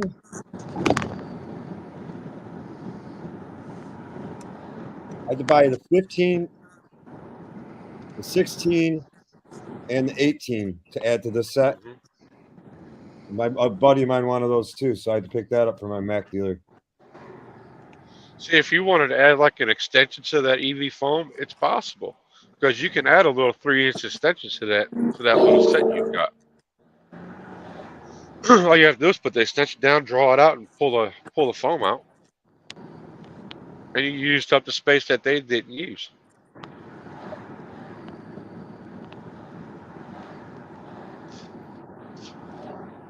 Unused space with these companies nowadays is not uncommon.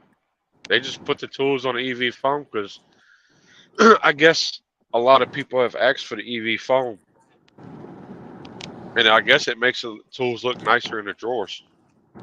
It does look nice. I'm not gonna go tell you wrong there.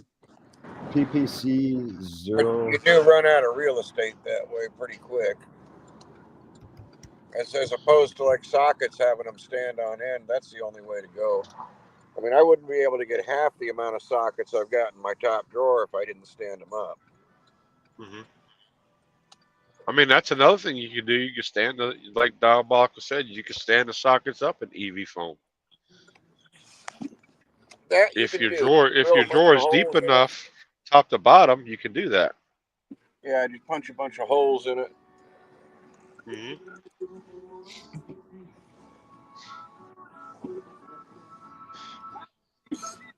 Well, Because I that's, think I know. it's I see what Mark is talking about. I'm gonna do it again real quick, right? And present something. He mentioned a master punch set from Snap-on. I'm not gonna lie, it's very nice. Remember one thing when you see the price tag on it? It's very nice. It's made by Snap-on.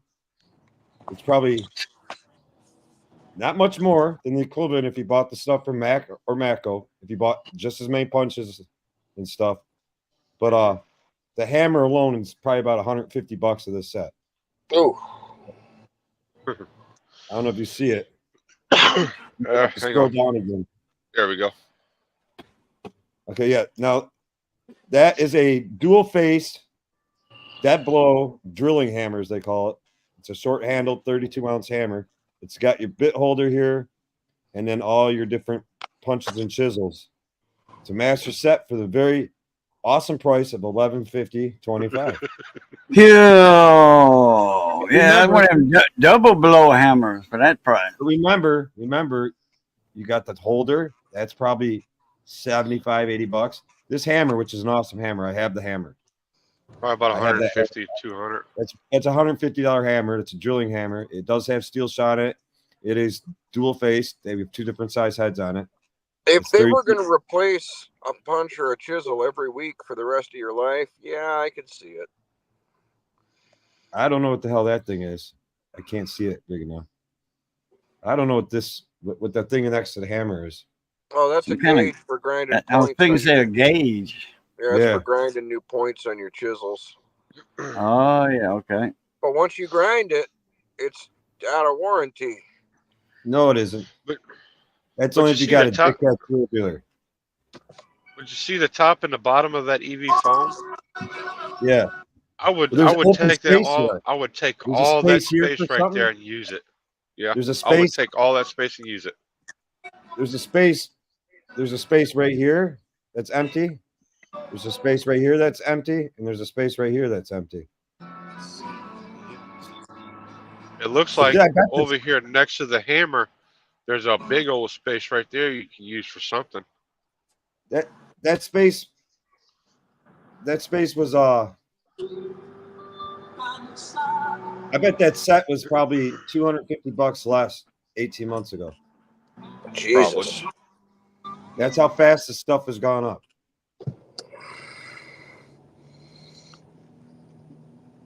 You silly thing.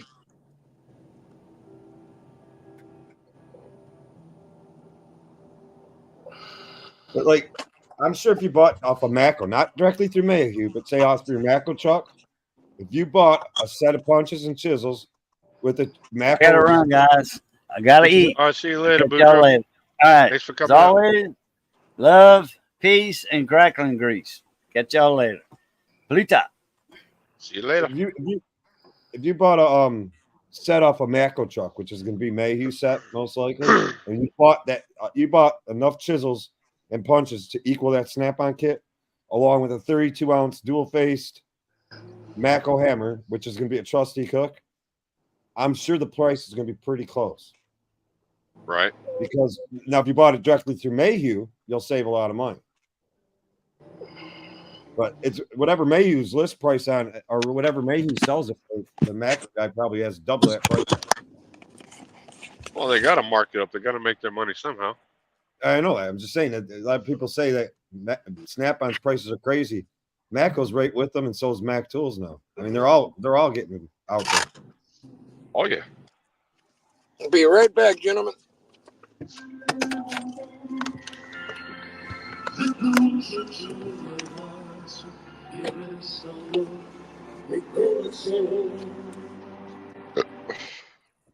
I mean, you're gonna like, and Anthony, you're gonna like that $50 Snap-on tape measure. One of the things I can tell you about it, it's vinyl coated. It doesn't scratch stuff. They're very nice. I got a couple Snap-on tape measures. I like the new 16-foot ones that are magnetic on the side because I can just stick them in the inside of my hutch. I don't need a drawer for them or nothing. They just magnet right up against the hutch.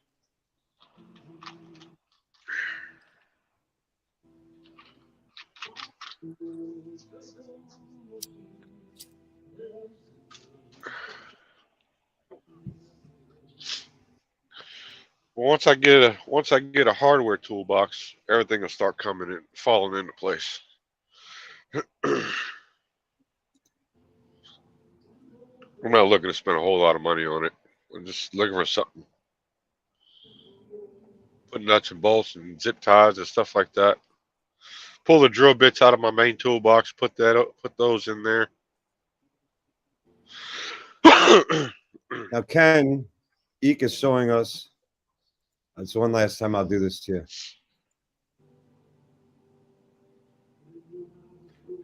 you. Eek found a nice deal on a punch chisel set for Mayhew on Amazon. Oh wow. $86 for all his punches and chisels. That ain't bad. 19-piece set. That's a hell of a good price. $90. Now that's a question. $90? You have your own hammer already, or you buy a hammer, whatever hammer you feel like using, or are you gonna go spend $1,100 on a punch and chisel set just to have that nice EV foam punch and chisel set that says Snap-on on it?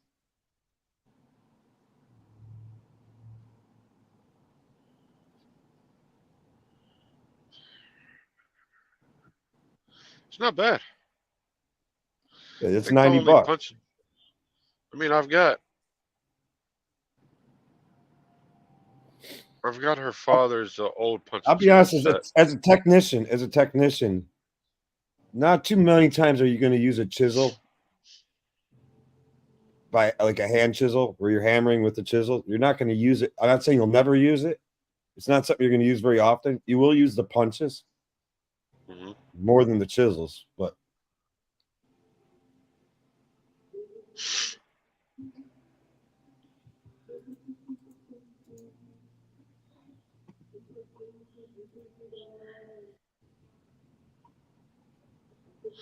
yeah, Snap-on and almost every tool truck nowadays is competing on prices because they're all going up. It's a proven fact with the new Matco toolboxes. I mean, look at the prices of them. the toolboxes, good example, 6S toolboxes and Snap-on Master Series and Epic Series toolboxes. Say an Epic 84 or a 80, I think it's an 87-inch is the long one, is like the equal Matco's equivalent. And the 87-inch does not give you more space than Epic 84 because there's more wasted space on the Matco box.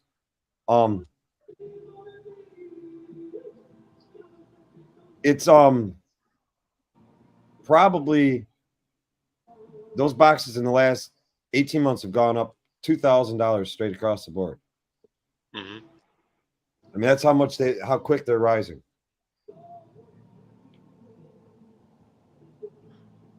Oh yeah, Matco is definitely pretty much all rebranded, but their boxes. The only thing that they actually manufacture is their boxes, and even some of the roll carts are not made by them. Some of the roll carts are out of either China or Taiwan, like the Rat Fink one and stuff.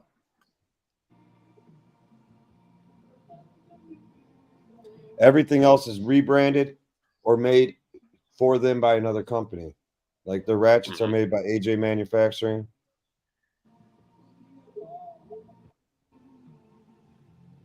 I think some of the stuff they have exclusives on for a short period of time. I know they get some stuff from Vim that's exclusive. Some other various companies.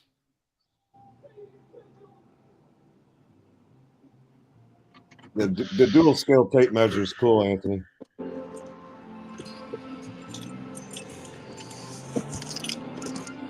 I don't know. I like the tape measures. It's got the magnet on the end of it, so you can actually use the tape measure. Like the Milwaukee one. Yeah. Mr. Subaru is good at figuring out what makes their product, who makes their products. I bet he is.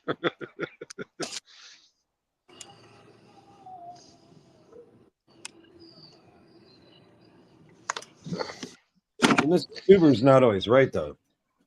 No.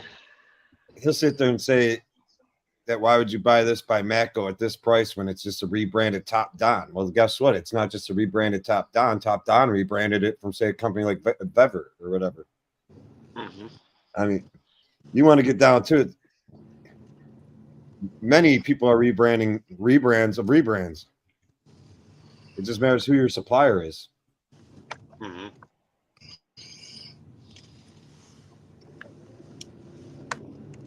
And Some companies are just copying what other companies are doing.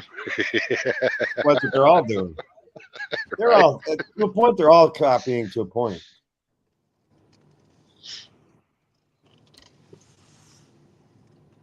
Okay, no, he's not ever wrong. And when he does, he blocks you. Oh well. My I Matco ain't dealer, miss- my Matco dealer met him at the tool show down in Orlando. I guess Mr. Subaru made his way down to the tool show for Matco in Orlando, Uh-huh. and he said nobody liked that guy. He said he was the most arrogant prick you could ever come across. And almost every booth he went up to after a few minutes of talking to the people, they almost stopped talking to him. That they didn't even want to talk to him anymore. They were like trying to ignore him. And Mhm. he said he'd stand there with this weird look on his face, like he was lonely, and walk off to the next booth after people had stopped talking to him. Ooh. The gardener or landscaper, excuse me. I'd tell you he's got a hell of a tool collection. Rakes, Right. shovels, and all that. He's got a lot of. You ever see his most recent toolbox tour? I mean, he's got a ton of freaking tools. His epic boxes are overfilled, but the stuff is the shiniest looking shit I've ever seen. Yeah, toolbox queens. I mean, I might have a lot of stuff and I don't get to use everything every day. But when I get to use it, I use it. But I've got a damn good excuse why I can't use my tools every day because my career. I'm an over the road truck driver. You don't dress up in a Mr. Subaru outfit and act like you're this big time tech either, though. No, I Everybody knows don't. you're a driver. You know you're not a technician right now. So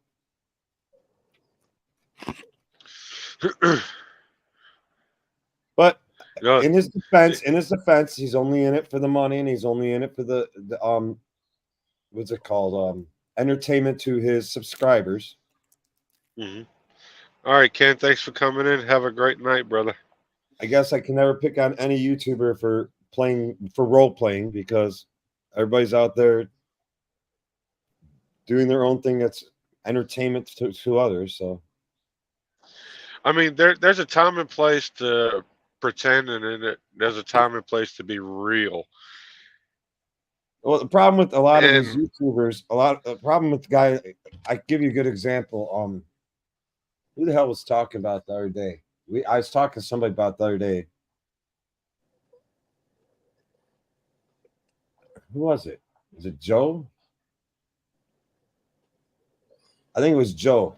We were talking about fake YouTube mechanics and people really believing all their bullshit. And I guess somebody reached out to Mr. Subaru for advice on a Subaru.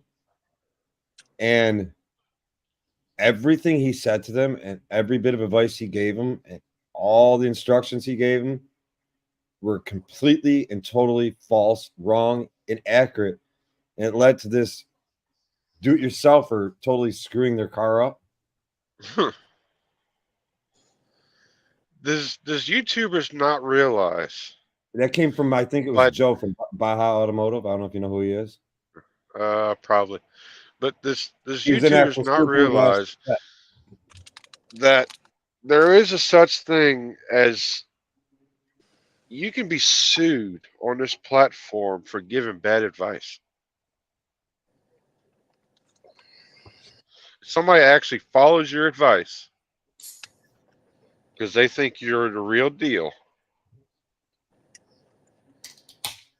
and they screw something up or get hurt, they can sue you for giving them that advice. That's why you can't get on here and pretend like you know what the frick you're doing. Every how-to video I do, I'm like, you do this stuff at your own risk. I am not responsible for anything that happens to you. I can only give you a little bit of advice. If you follow it, if it works for you, fine. If you don't have the confidence to do it, don't touch it. Take it to a professional. You're right. It's Baja Automotive. He's a master tech at a Subaru dealer. When I say master tech, he's not just master tech. The guy's kind of almost like genius minded. It's not just, I mean, the guy's extremely, extremely intelligent. And somehow or another, this person came across him, reached out to him for some help and some advice. And I guess it just so happens that this person actually lived within like 30 minutes of where Baja's Subaru dealership is. So they actually brought him the vehicle and he handled it and fixed it. But he said everything that Mr. Subaru told them to do was totally ass backwards, wrong, and totally leading down a rabbit hole. I mean, leading down the wrong path to everything. That's the problem with portraying that. One thing to portray, you know what, do this, do that, but don't give advice if you really don't know. Exactly. Don't tell somebody that this is what's the issue. This is most definitely your problem, and you don't know. I will never tell anybody publicly on alive or even through email or whatever that this is exactly what you got to do, and this is exactly what's wrong with it. Guaranteed, blah blah. I won't tell anybody like that.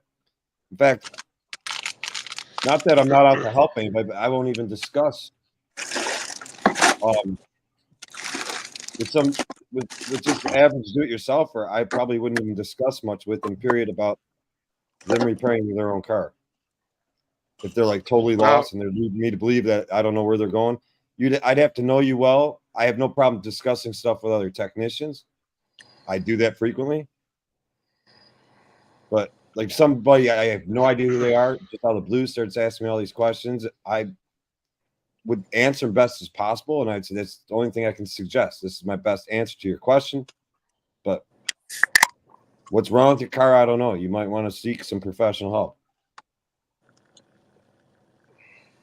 In fairness, you're only getting one side of the story, and we all know how hard it is to diagnose stuff over the internet and phone. Oh yeah. Well, not just that. I mean, you usually don't get enough information from the person that's you're trying to help. Like I always ask, well, what do you know that's good? What have you checked that you know that's good? mm-hmm.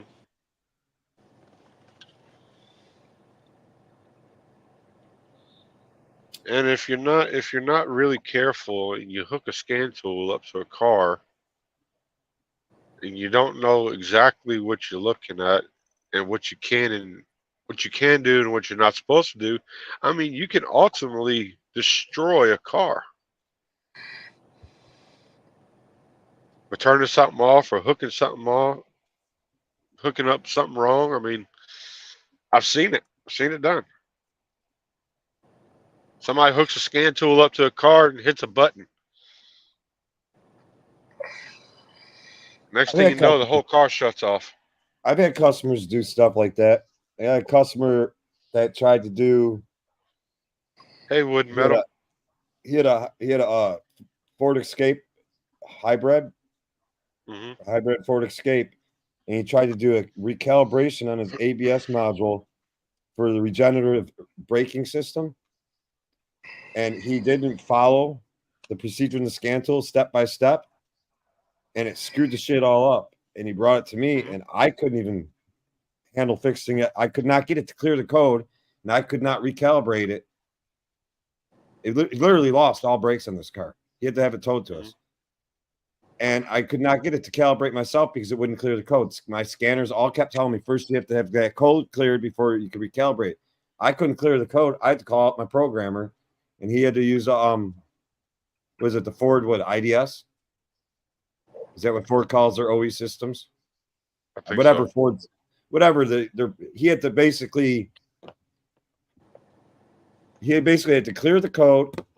He had to basically reshoot all software to the ABS control module, and then he had to run do the calibrations on it. And another it didn't ruin nothing. It didn't ruin nothing. It just cost this guy by hitting the wrong button, playing around with his new scan tool he bought, which was some launch of some type. They paid around $1,100 for that had a lot of multi or bidirectional controls and stuff. He just didn't follow. I don't know if the scan tool had bad info in it, wrong information. It's always possible in the aftermarket. The bottom line, he said he didn't follow the procedure correctly and he screwed it up. So it led to us having to have the car, call my programmer out. He had to shoot new software into it, do the recals, the whole 9 yards, and everything was cool after that. But I've got to do And software updates on those radio controlled mowers all the time. And if you try and upload the wrong version of the update, you know, sometimes they'll be like gate 2, gate 3, and gate 4. And if you unload the wrong version, it'll fuck everything up. I mean, it really doesn't take a rocket scientist to use a scan tool, but you really got to know what you're looking at. And another tool you got to be very careful with is that power probe. You hook that power probe up wrong and you press the wrong button, you can fry your whole damn computer system. well, you don't want to shoot 12 volts at a 5-volt reference. Mm-hmm. Welcome back, Paige. You don't want to That's- shoot 5 volts. You don't want to shoot 5 volts back or 12 volts. You don't want to shoot 12 volts back at if Back at the the ECM or the BCM or the ECM on TCM. something that's a driver circuit that's supposed to be grounding something out either. Mm-hmm. I mean, a lot of these new PCMs have a lot of one-way dials. They have a lot of technology built into them now to how to say this properly. Like protect themselves against a mistake that could possibly happen to them, not only by somebody improperly using test equipment or by a failure on the car. There used to be a day that if you had a coil that totally sorted out on like a Ford, say, I don't know, it's going to toss something out my ass, a Ford dual overhead cam 3-liter on a Ford Taurus, and the coil sorted out, there's always a 12-volt constant feed to it. If it's sorted the right way, where there's 12 volts constantly feeding back on the driver's side that was coming from the PCM that said, hey, ground the coil, fire the coil, you would not only have a bad coil, but you'd burn your PCM out. You burn the driver out on the PCM or ECM, and you'd have to change the ECM because it blew up the driver. It burned out the driver circuit on that.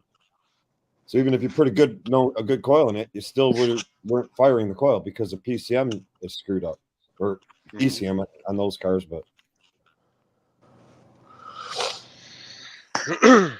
they're getting better and better on these newer cars about putting stuff in there to protect not only from a service error or diagnostic error, but the actual failure of the part itself on the car causing failure of the ECM or PCM.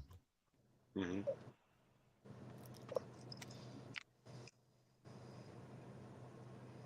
There's a lot of companies out there, Mark, that'll take care of you for warranty stuff.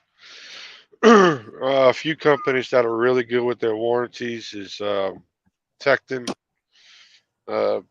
Craftsman for their hand tools. That's never a problem. Gear Wrench is getting a little bit easier about taking care of their tools for warranty So is purposes. Sunex has stepped up quite a bit. Mhm. You get Sunex by email now, and Lang is very good. I've had 2 great experiences recently with them. Just one email, no questions asked, new tools on the way. There's very few companies like Snap-on and places like that. If you don't have a Snap-on dealer, you'll have to ship the tool out to them. Milwaukee's another you got to ship the tool to them. Well, power tool wise, anyway. What are some others that you got to ship tools to them for warranty purposes? Ship them to them? Oh yeah, DeWalt. DeWalt's the same thing. Even if you got a Mac dealer, you still got to ship. I think the easiest warranty I've ever seen done ever is through Tecton Tool. Mm-hmm. Snap a picture. You snap a picture, you go on the website, you send them an email, blah, blah, blah, and they send you one. They even next day mail it usually, or 2-day mail. Mm-hmm. Sonex is very similar. But Tecton is definitely a no questions asked warranty. Mm-hmm. And 90% of their tools they would not want back. Now, if you tried to warranty a hammer, I've never known anybody who's tried to warranty one of their hammers that they may want the hammer back. Yeah, because they might be able to strip it down and rebuild it.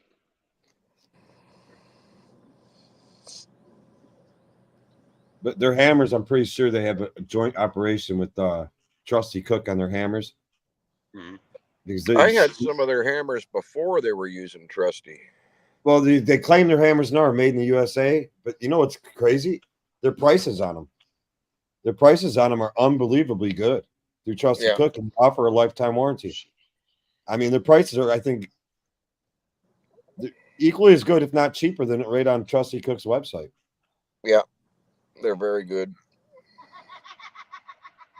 Pat, yes, Gear Wrench will have you ship some of the stuff like torque wrenches, and other stuff like that. I'll be right back, guys.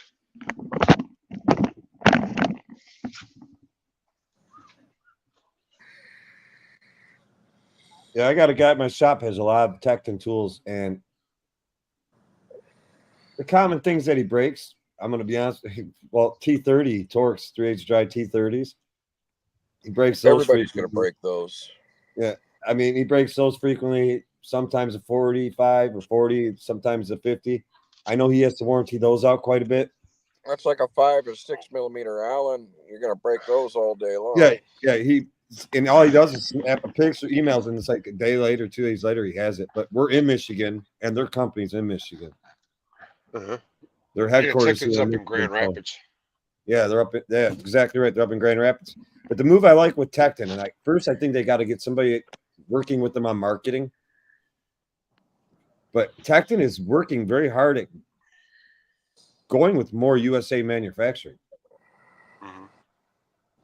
They're trying to drop some of their Taiwanese / Chinese, India, whatever their shit, get stuff from. They're trying to find either way to build it themselves here in the United States, or in the North America anyway, or get another company here in the USA company to build it from. Like, I think their toolbox is a joint operation between United States manufacturing and Canada, if I'm correct. The Tecton toolbox is actually a very, very solid box and a very, very good buy for the money for a new toolbox. Their MSRP on them is very good for what you're getting. Very good. I think what Hi is it, there, about Paige. $4,000 for a 30-inch deep, 50-some inch wide box. Frosty, are you a moderator on the channel? I believe I am. No, I'm not. No, I'm not. I don't know if I am. Now we got Yeah, more I think trolls you are. jumping in. No. Frosty Snowman. What the hell? Paige, my channel is very similar. I do tools, racing, kitties, all kinds of stuff. You just have to check it out. Frosty, put something in the chat. Let's see how I do. Join the chat. Hit chat. No, I'm not a moderator. I know that.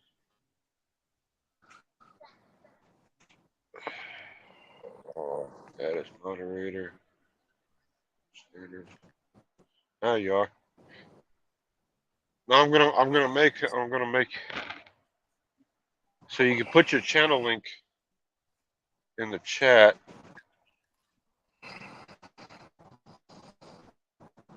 Oh, I can't do it from my phone. If I try and get in there with my phone, I'll lose you guys. All right, hang on 1 second. Let me. I'm gonna try to find your channel so I can put your link in the chat. Frosty. Oh, come on. Damn, JWC Tech. What was it full of?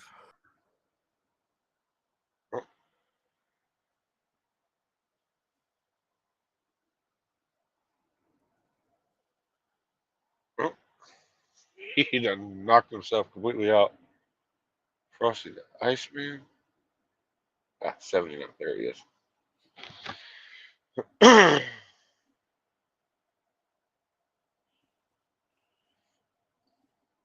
I'm gonna drop his link in the chat, so if you want to go check his channel out page, you can.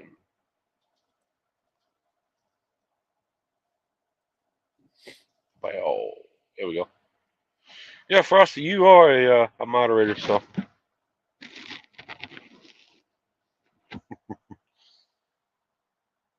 there's the toolboxes from Tecton. I didn't mean to do that. Oh, you're good. I don't know what this shows. I know they use a unique drawer slide system. It's very, very good. Uh-huh. It's a bearingless system. It's like, well, it's a different style system. All I know, that box brand new. It's a 60-inch, 30-inch depth drawers. It's got a handle that you got to lift up on, and it locks when it closes back up. That box there is All right, 47. Paige, thanks for coming in.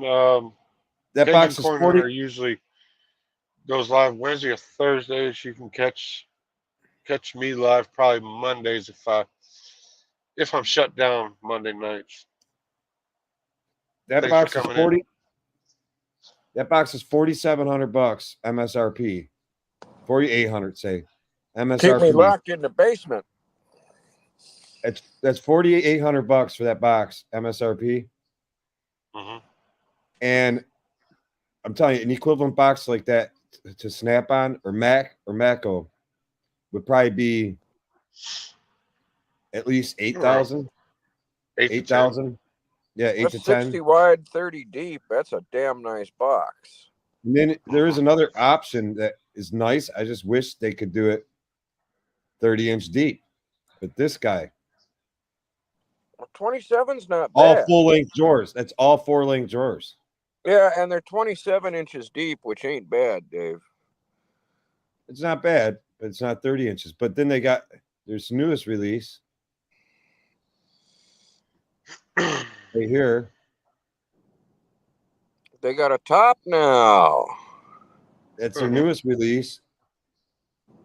Top with stainless steel top, the top box, whole 9 yards, $8,000. You could never do something like that and touch that with this quality from any of the other tool companies, other tool trucks. Only Husky. Husky's the only one, that Husky Pro. Yeah, The but only one that comes in around. And that comes in even more than that. They're like 10. who makes You it? can get a complete setup for about 10. Who makes it?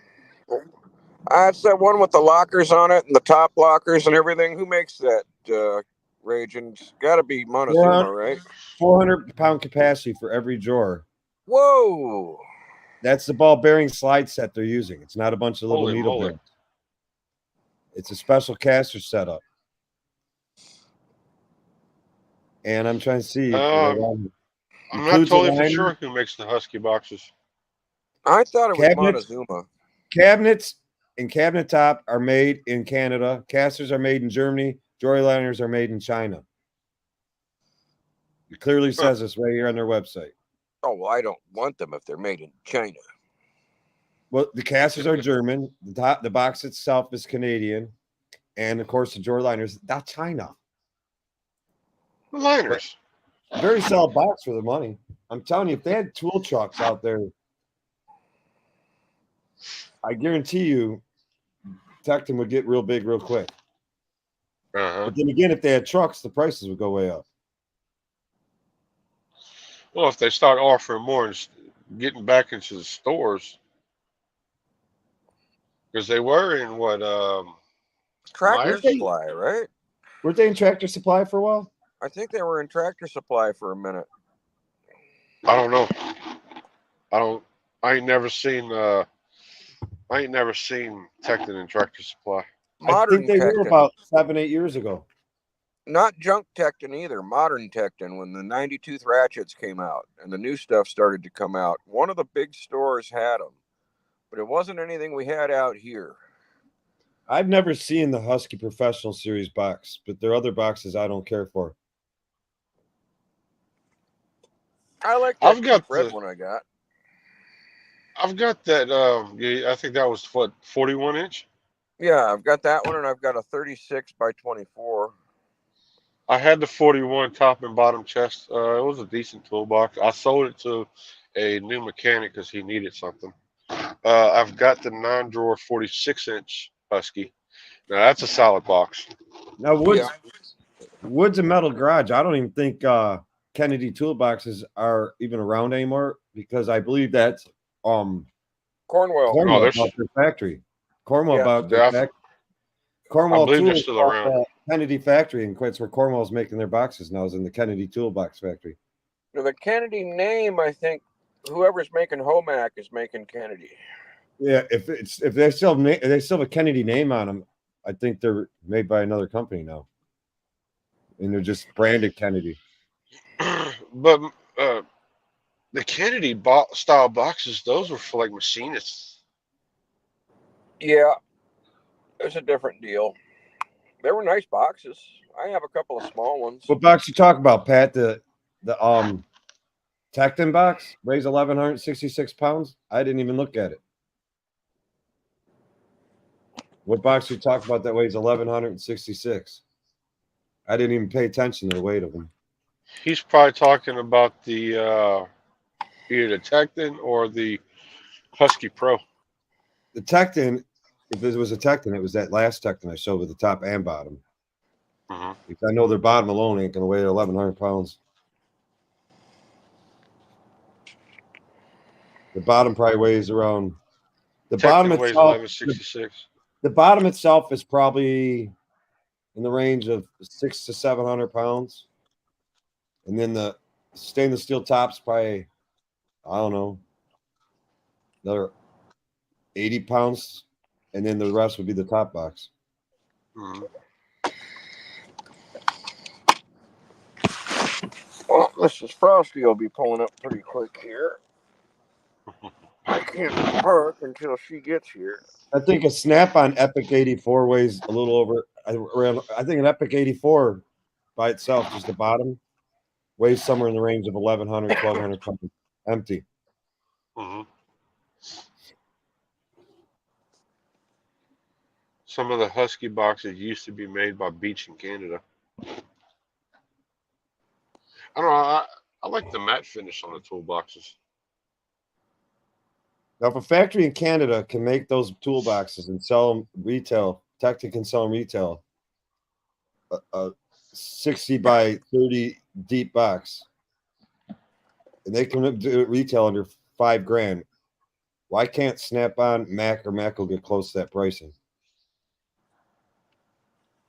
I guess maybe because of the steel they're using I'm sure the or the company in metal they're Canada is using. using just as high quality steel. The cost of keeping the plant open. The cost of keeping the plant open, the minimum wage, the insurance. Well, I guess benefits Snap-on that they is have to selling pay those out. boxes. I guess Snap-on is selling those boxes for those prices. 'Cause you take Classic Series isn't much more than that. no, but you take a Master Series, even Snap-on or Epic, say Master Series Snap-on, that's 2-bank. It's going to be roughly the closest I can get to 60 inches wide would be a 2-bank Masters that's probably 54 inches wide and roughly 29 inches deep, I think, in that range. Mhm. The tool dealer is probably paying around 5,000 for it, and they're retailing right around 10,000, What's a classic go for? less than that. You can find classics on Facebook Marketplace all day long. Mm-hmm. But the All classic's right, only now, what, Bach, will 25 take it inches easy. deep? Isn't a classic only 25 inches deep? Possibly. Yeah, Heritage is 20. I think a Classic is 25. I think the Epic you can get all the way up to 31 inches deep, Jesus. which gives you an actually 30-inch depth drawer, I believe. See, now Cornwell makes the Acra and they make the Platinum. Mine, I guess, is supposed to be superior somehow. It's the Platinum. But they make the Acra line that's a little cheaper. and you can still get that one 30 inches deep.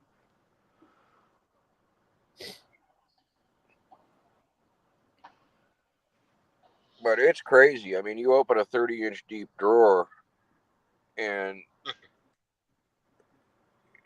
there's just so much more space there. Well, that's the problem with me. I mean, I go from a 30-inch depth drawer to a 27 or 28-inch drawer. I mean, I'm gonna tell you, she's gonna miss those 2 extra inches.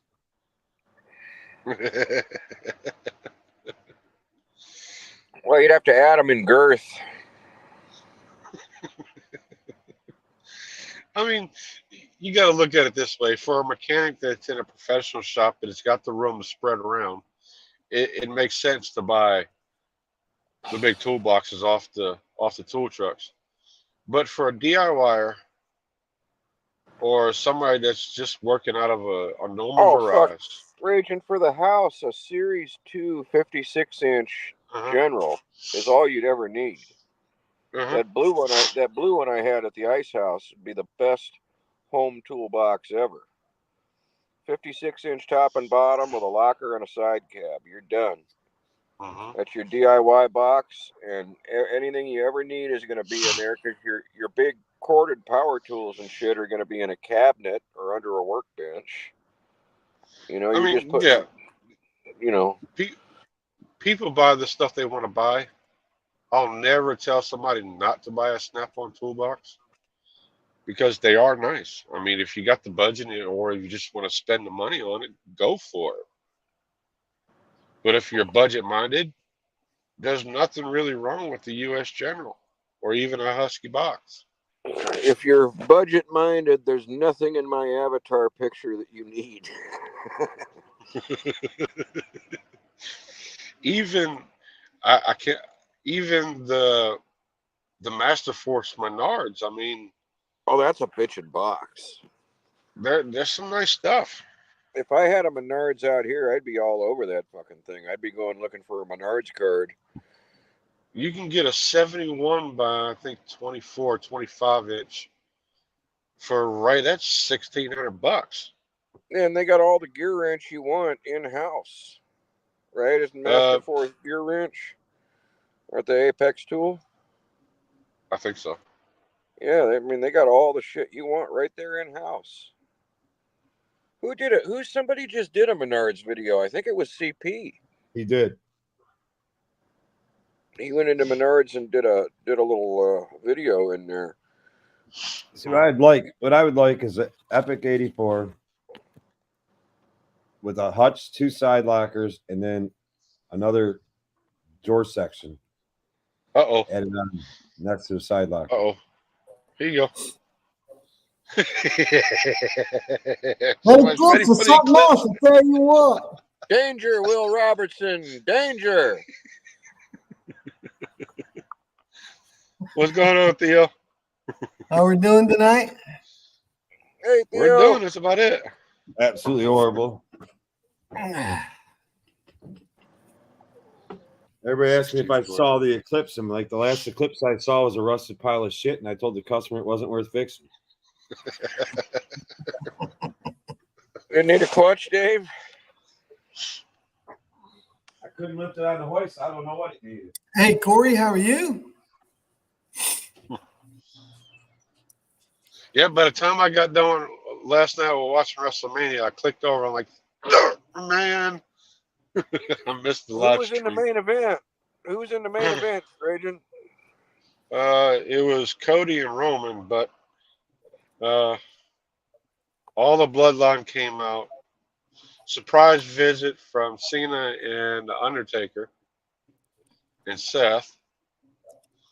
But Cody wound up walking out with the belt.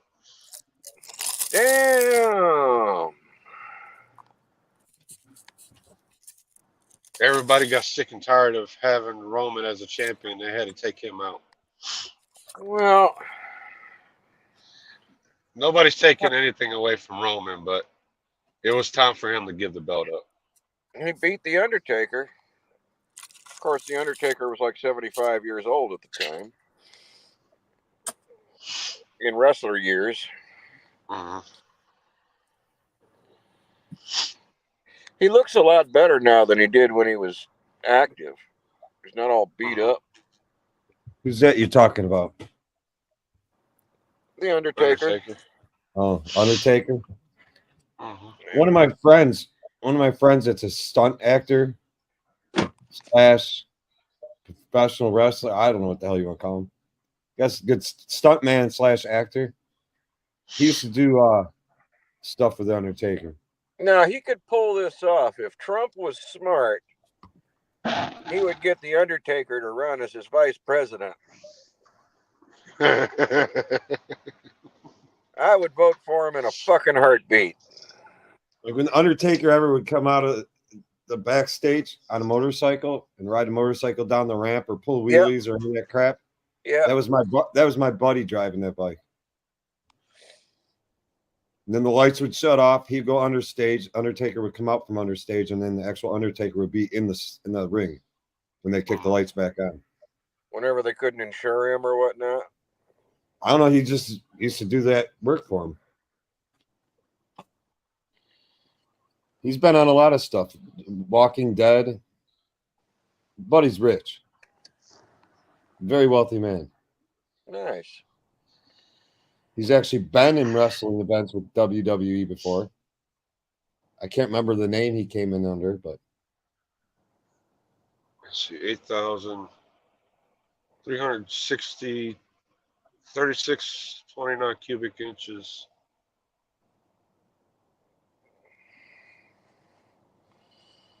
Here, I'll let y'all read it for yourself. Come on. Thank you.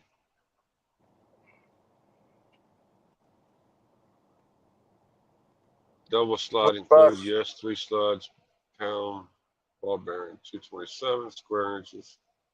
That's a lot of numbers. Which box is he? What's he referring to? I think it's Snap-on Epic 84. Yeah. Did you buy one, Dave? No. No, they're talking about the smart. Stop being such a cheap ass, man. Just buy it. I still have 2 teenagers in the house, man. Huh? I still got 2 teenagers I'm taking care of. They eat up all my money. Well, put them on a ramen noodle budget as well.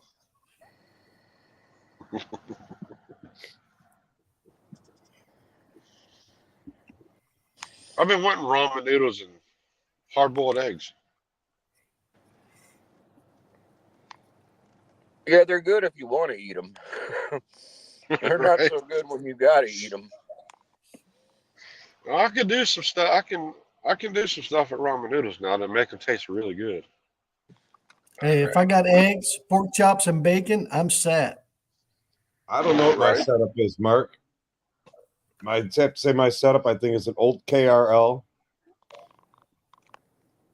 1001 with a hutch, a side locker. I don't know the part number to, and it's stacked and packed like you wouldn't believe.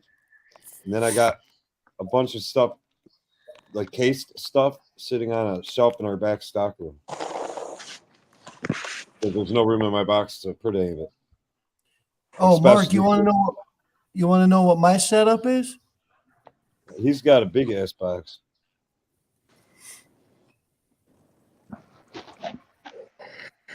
That's a bunch of cobbled up old junk on the end of the day, but it works. Well, you got that nice Snap-on roll cart sitting back there. Yeah, Your that box one is right old there. junk. Your box is Huh? old junk. Your box is not old junk. Main Your box box- is 20 plus years old. Yeah, but it still works like a charm, right? Yeah. My main box is well over 20 years old too, and it's still fine. There was nothing wrong with it at all, other than a few scratches here and there.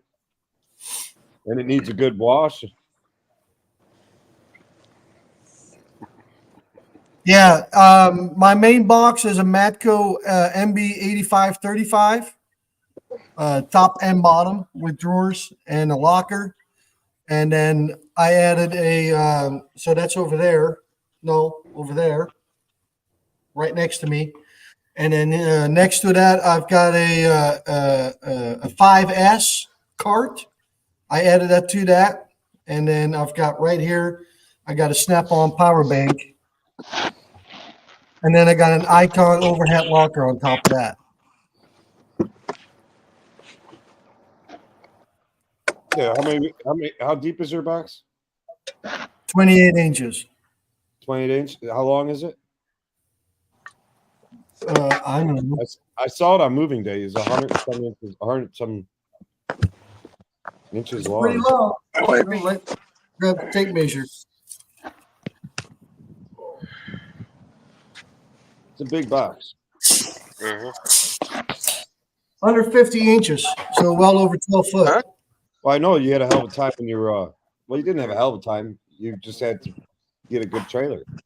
Yeah, that trailer made the difference moving that box. Trailer made a big difference. Especially when you can just lower the trailer down, roll the box on, and pick the trailer right back up. Yeah. Yeah, and it's full too. I mean, it's not. It's so full that I actually had to buy a bigger cart so I can move tools around.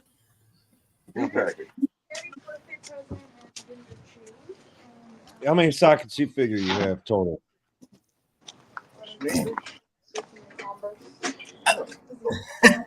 I don't know. I don't know. I mentioned somebody that I had probably 300 to 500, and I was just throwing that out of my ass. I think I'm actually low. Oh, still a card in here. Oh, yeah, there is. I mean, you figure just in standard sockets, I have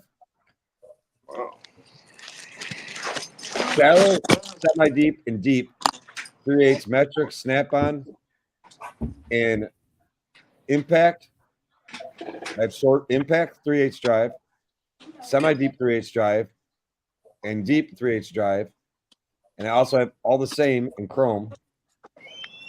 And that's just standard sockets. So that's what I think I got 8 mil through 22 in all of them.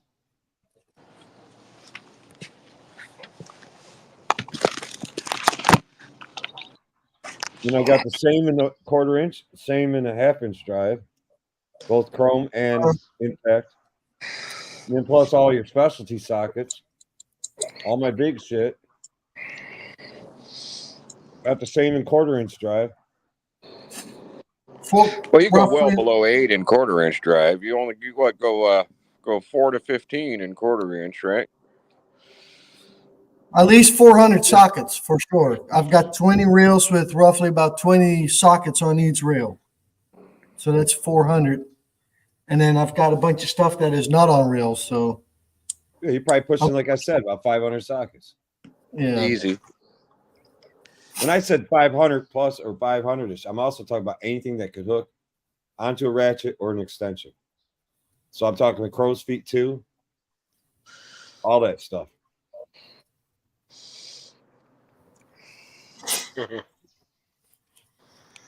Well, and that's not even including what's in the cart. So that's just the main box. And then I Yeah, I've still got have, multiple sets too. yeah, same thing I here. got And then I've got my I got multiple sets of stuff. then I still have my rope box, and then I still have my overflow box, my overflow box. Mhm. Like I have multiple sets of like your Torx bits. Like if I break a T30, I'm not screwed. I got another T30. Right. Mhm. I probably got 2 or Hey, 3 more. Vincent, how are you? Impact hex sockets for me. We use a lot of those. I mean, people ask why most people have a lot of tools, a lot of duplicates. That's the reason. We break can't be something, we without got it. something to back it up. I also have duplicates so I can be working on 2 cars at the same time and I have to take tools back and forth Yes. from one car to another. Yes. And you're working flat rate. When you're working flat rate, it's way more productive. Well, you still have your old tools that you started out with, right? And then over the years, you updated those tools or bought different tools or different sockets or whatever. So that's another way to get duplicates, right? Mhm. Yeah, if I'm down working on if I'm working on one car and I say I toss the sucker up in the air and I bring in another car and I want to use my CT 861 or my cordless ratchet or whatever, and I want to use a 8 mil or whatever, 10 mil, a 10 mil semi deep. I don't have to lower that car back down when I know it's sitting up there on the top on my tray. I got another set I can go scrap and start working. AJ, did you ever see that? I paid about 4,000 for my brand new.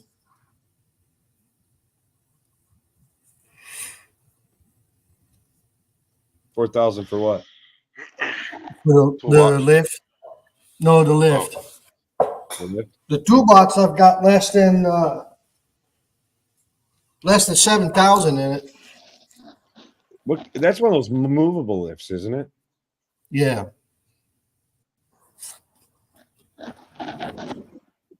Yeah, Now you because throw my your shop truck up floor on is there? small. Huh? You'll throw your pickup truck up on that? Any kind of gas engine. If it got a gas engine in it, it will lift it. Anything with diesel, I won't. It's just going to be too heavy. What's it rated at? 6,000 pounds. The biggest I had on there was a crew cab long bed Chevy with a 454 in it. Would you lift it up just to change the tire with it? That's No. pretty damn heavy.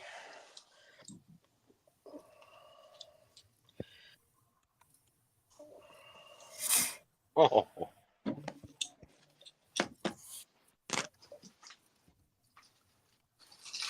Yeah, I think they're close to 5 now, JWC Tech.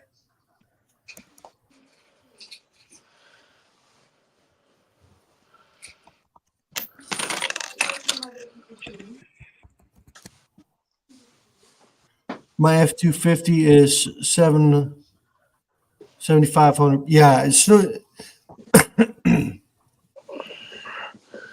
but like a Chevy regular cab with a gas engine in it, you lift that up. That crew cab long bed with the Chevy with the big block, that was kind of heavy, and not that the hydraulics thought it was heavy, but I don't know, the arms maybe a little heavy. Now that Yeah, we're really. talking about this, that brings up a whole new subject about the future of the EV world. Do you know what that's going to do to so many auto shops with the extra weight? Do you know comparable an EV comparable to that of a gasoline engine vehicle size wise? The EV is 40% heavier. Do you know the Hummer EV weighs almost 10,000 pounds? It's like 9,600 pounds, empty, curb weight, and that's just a Hummer EV. The Silverado and the Ford F-150 are very close to the same weights. The EV versions of them. Yeah, Now you got shops. You got go shops through that rubber faster. So now you need to change the tires every 10,000 miles. But you know what? We're saving the fucking environment. Well, not just that. What about the shops that aren't going to be able to lift them because their hoists aren't strong enough? A 10,000 pound lift usually will not lift up 10,000 pounds. A 10,000 pound lift will lift up probably about 8,500, 7,000, 8,000, 8,500 if you're lucky. It usually won't take up a twin post. If it's got 2 hydraulic posts in it, it may, but I know my It will lift. It will lift that, but you got to adjust the pressure valve. I don't think my 10,000 pound hoist will lift 10,000 pounds. Okay, but you got to adjust the pressure relief valve. I've asked my guys, my hoist guys more than once, and they're like, "Do the set. It's at its maximum settings." I'm like, "Well, why won't it lift? Why won't it lift 10 grand? Like my twin post alignment rack." My hunter guy says there's nothing more he could do to it to make it lift anymore. It will not lift an F-250 long bed. They can't, because then they're going to be liable if something happens. Yeah, it won't lift my one coworker has an F-250 with, was it the 6.7? Is it the 6.7 Duramax? It's a newer truck. It's like a year old. Oh, Power Stroke?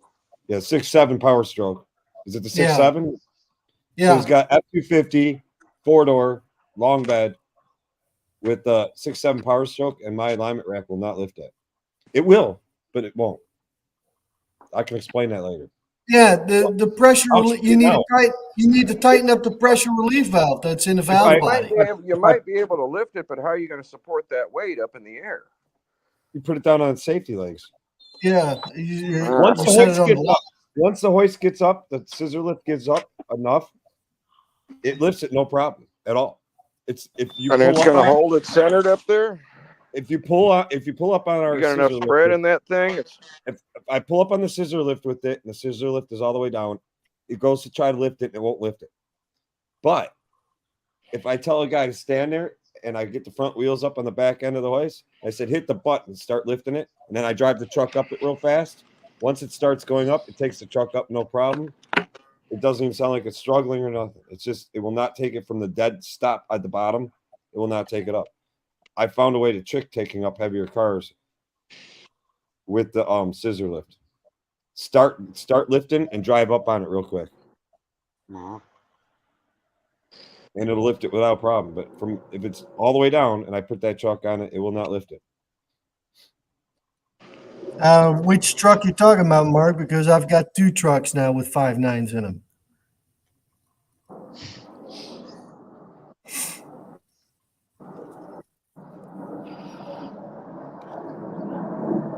I also tell you, I do not like lifting a 9,000-pound vehicle on my twin post above ground hoist. Dude, those things they rock on there. You bump that, it's rocky. I keep thinking it's gonna fall over. The whole hoist is gonna fall over. I'd Usually be for a bigger more vehicle worried like about that, the you're car gonna slipping be off. yeah, but wouldn't you recommend for a big vehicle like that, put it on a scissor lift? Yeah. Four post hoist. What I really like to get me is like an old alignment scissor lift.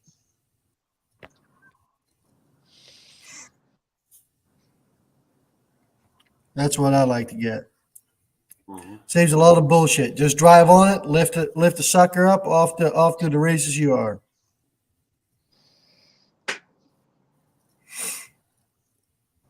My owner's talking about building an extension onto our current shop that I'm working in. He wants to add 2 more bays to it. He's going to price it out, extending the building and adding 2 more bays to it. And he says if he does that, he's going to make sure he has enough room. He wants to put 2 like 14,000 pound, or I think they're 14,000 pound 4-post lifts in it. So we have stuff for heavy duty or heavier duty trucks and shit, which I'd rather not do. Rolling with Rodney, 3/4 of the stuff out of this Mac Tools guy's mouth is BS. Huh? What you talking about, Rodney? Talk about me, the Mac Tools guy. I'm not a Mac Tools guy though. Uh,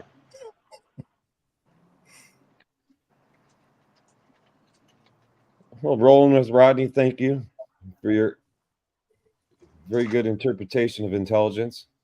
I'm sure it's very well appreciated amongst all the people that know anything about anything. The problem I have with you, Rodney, is I forgot more than you know.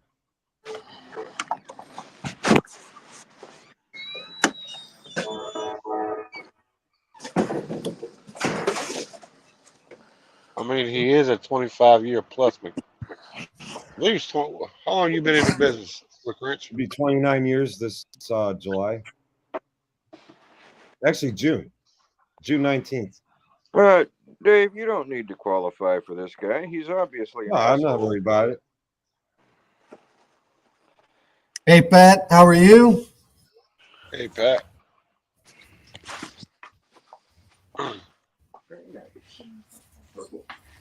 Who is this guy? This is the first time I ever seen his comment. What's that?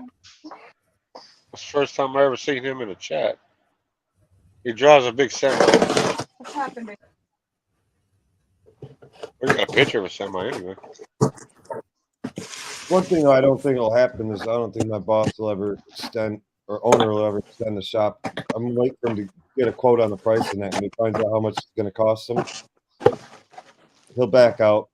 Even if I don't even know if he can do it. I don't know if there's even enough room on his property.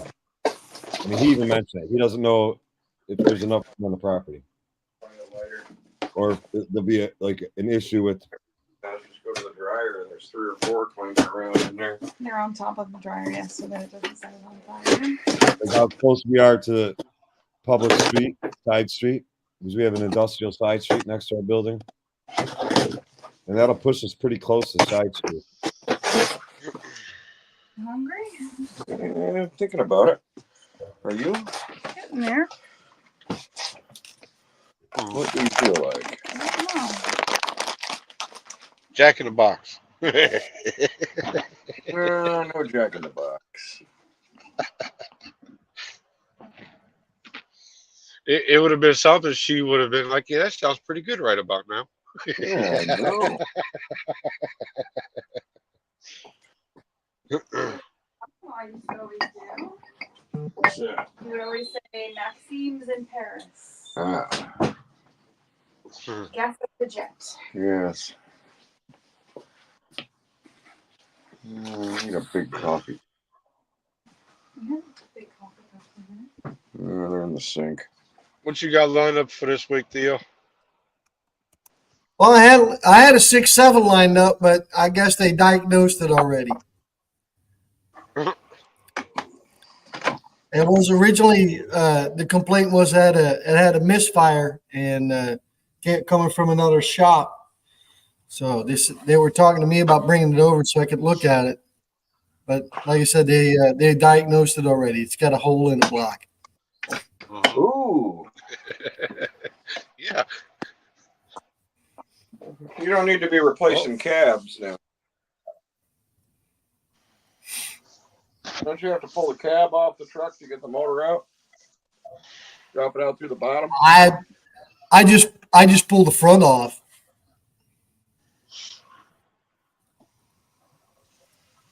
It's going to be much easier than taking the cab off.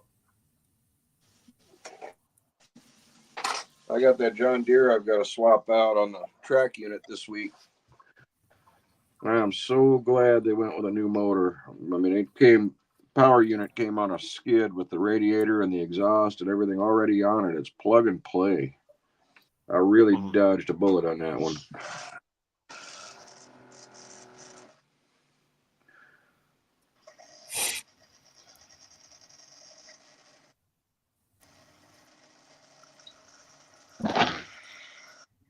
Damn.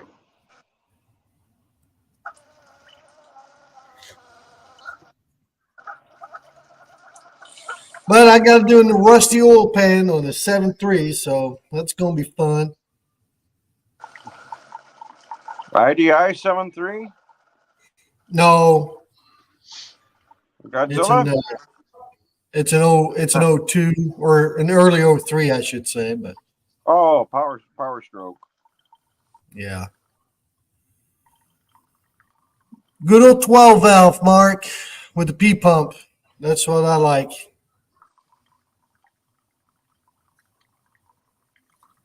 Did you have nice weather today, Theo? Yeah, it was beautiful. I couldn't believe how nice it got. Well, the only thing I had to complain about was it got dark during midday. So Friend of mine. I was working outside finishing up a tractor. So When we got out of school, a friend of mine went to work for Gale Banks Engineering out here in Azusa. And every once in a while, he'd bring parts home. And out of spare parts, he built his brother a Dodge short bed pickup with a 5.9 12 valve with a P pump. And he put one of them Banks sidewinders on it and the fuel button that they used to sell, the little adjustable fuel plate. mm-hmm.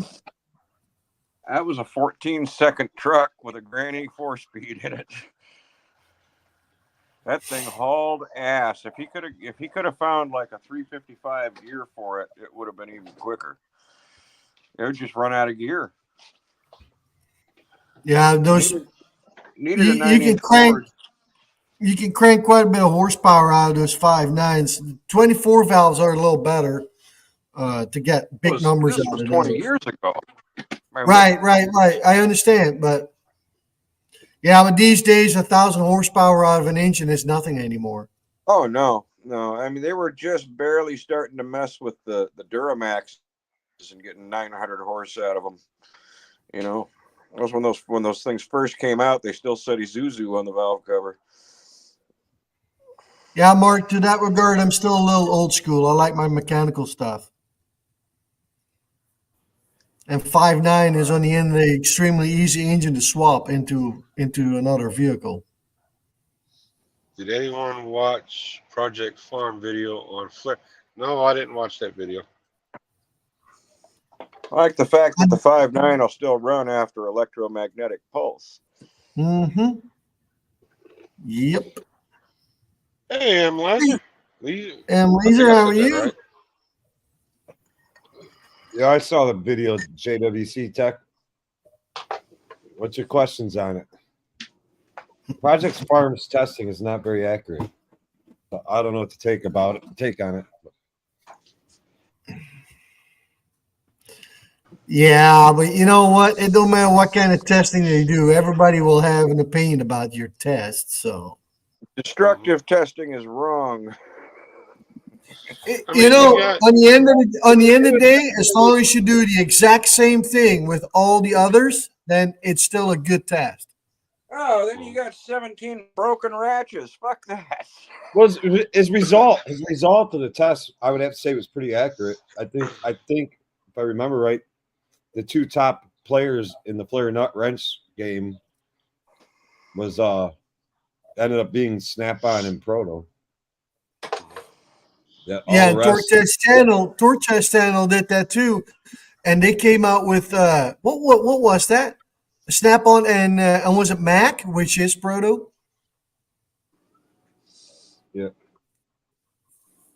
Yeah, Mac. I would assume they're coming out of the same factories, the Mac and the Proto.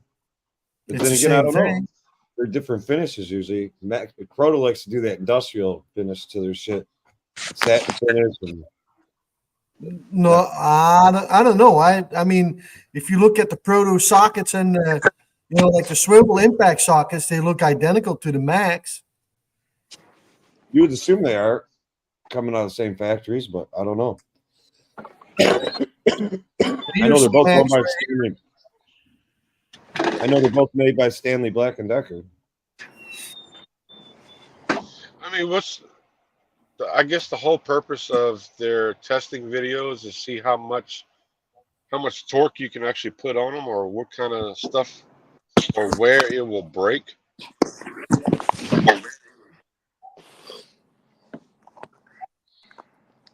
Clay Coon says he's gonna Yeah, I start. saw it. Clay Coon say he's gonna start breaking shit.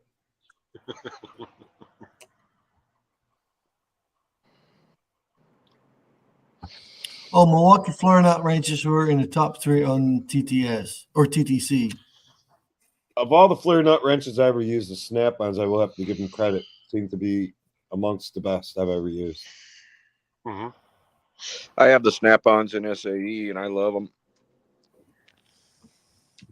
In the SAE, I got some K tools right here.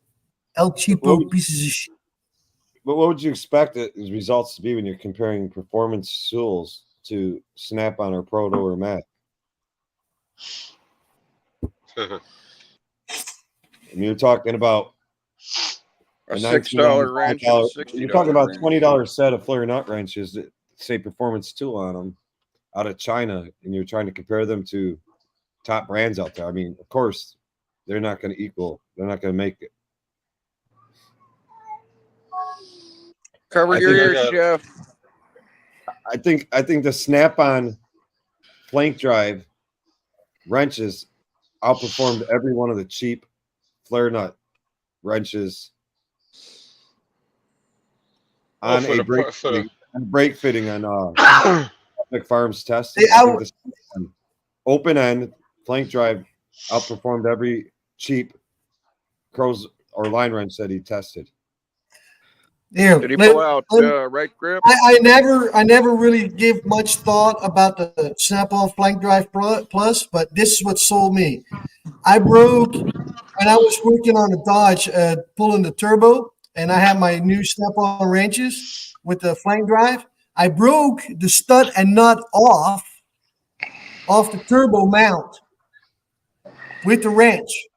Normally, my wrenches would slip on the nut, but not these wrenches. No, they snap the bolt or the stud and the nut slap off. I mean, I have never experienced that, especially on exhaust stuff, because you intend to, a lot of times you just tend to round them off. Mhm. Right grip 2.0 is another one that's real good too. They're just big and heavy. Well, Wright makes a lot of good tools. The problem is getting them, their availability. Yeah.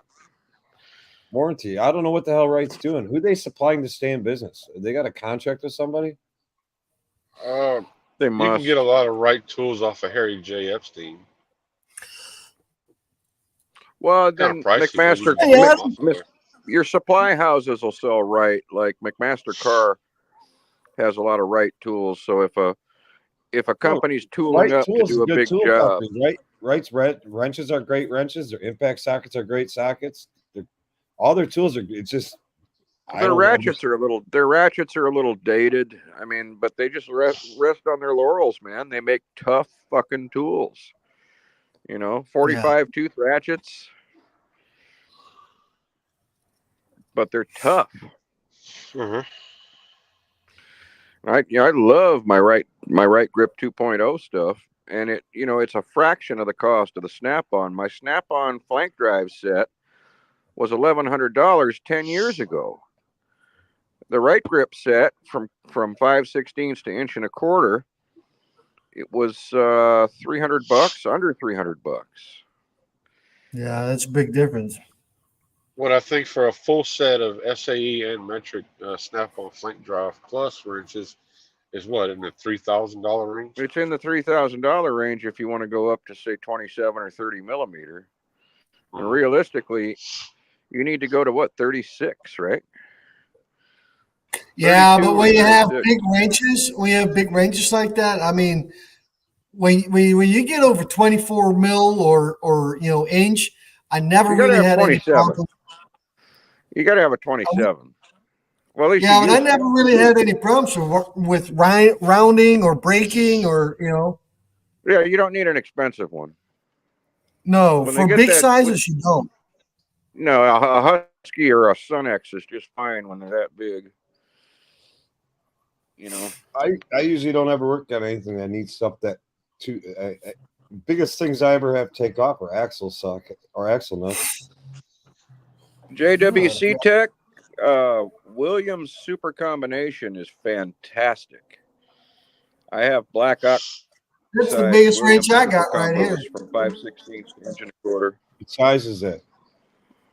2 1/8. Channel What's lock. that? What's that big wrench that CP's got hanging on his wall?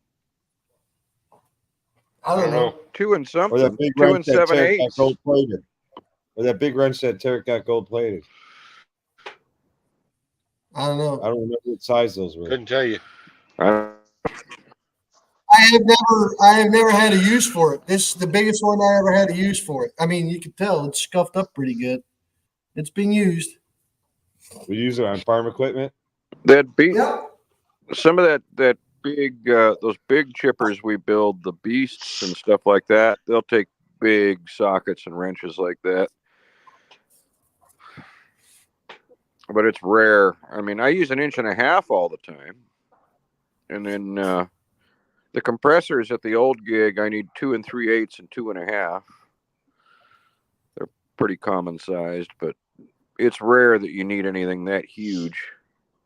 Bulldozers and earth movers and big conveyors and stuff, that's a different deal. Then you need big stuff. Yeah, ag But- equipment.